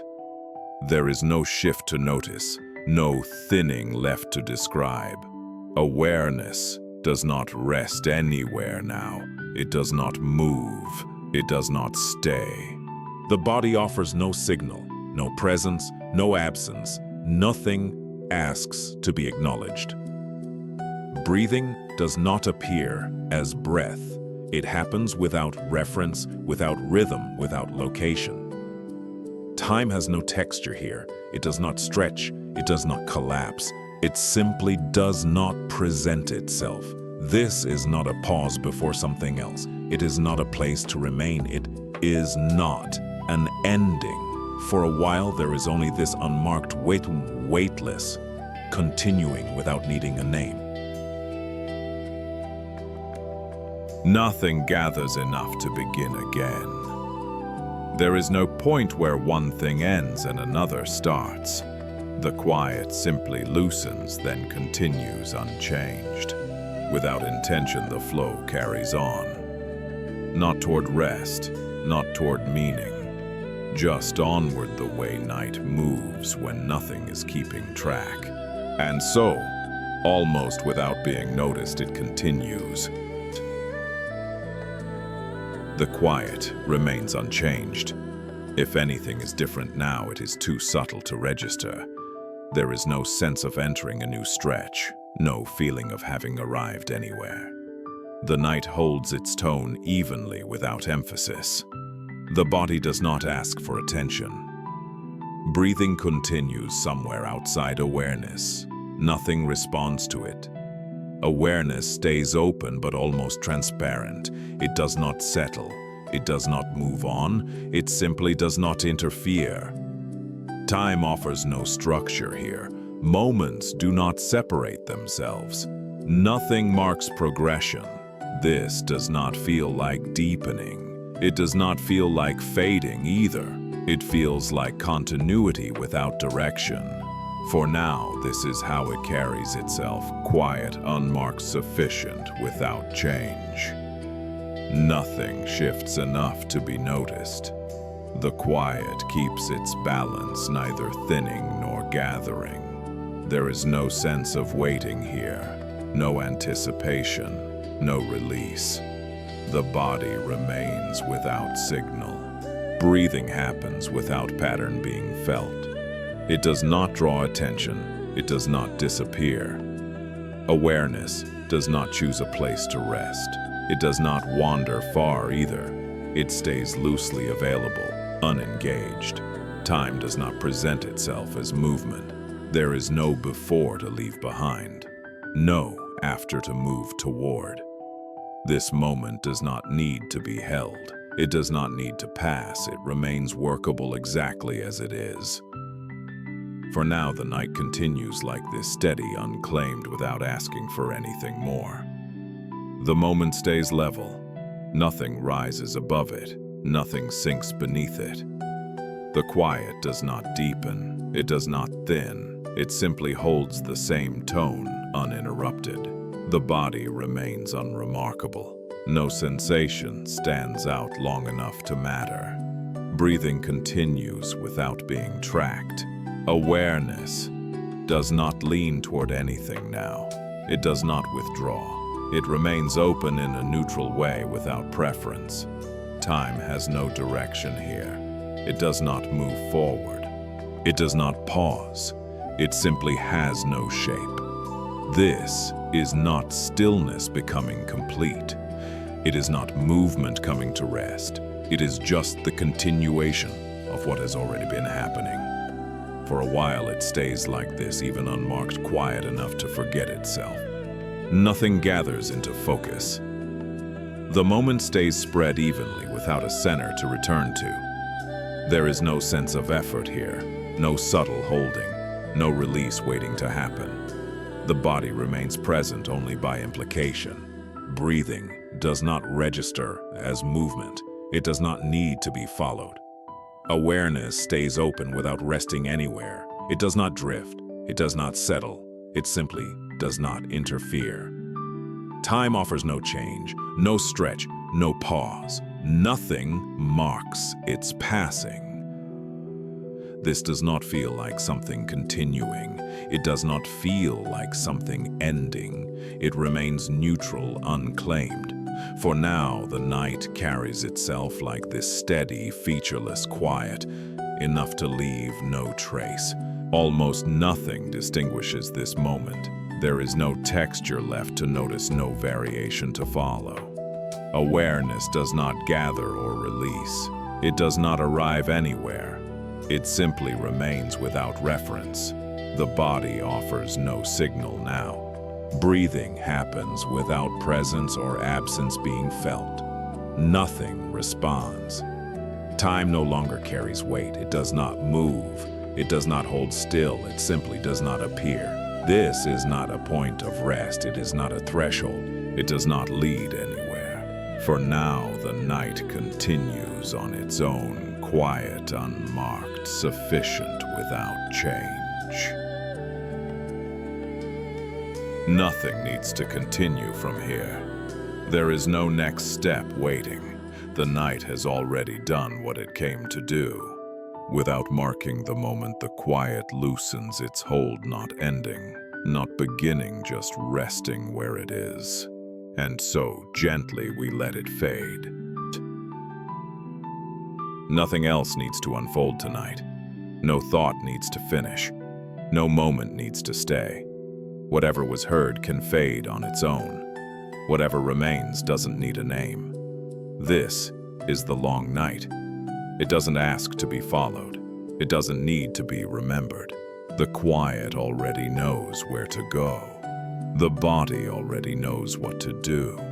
And without marking the moment, the voice can fall away. Sleep well.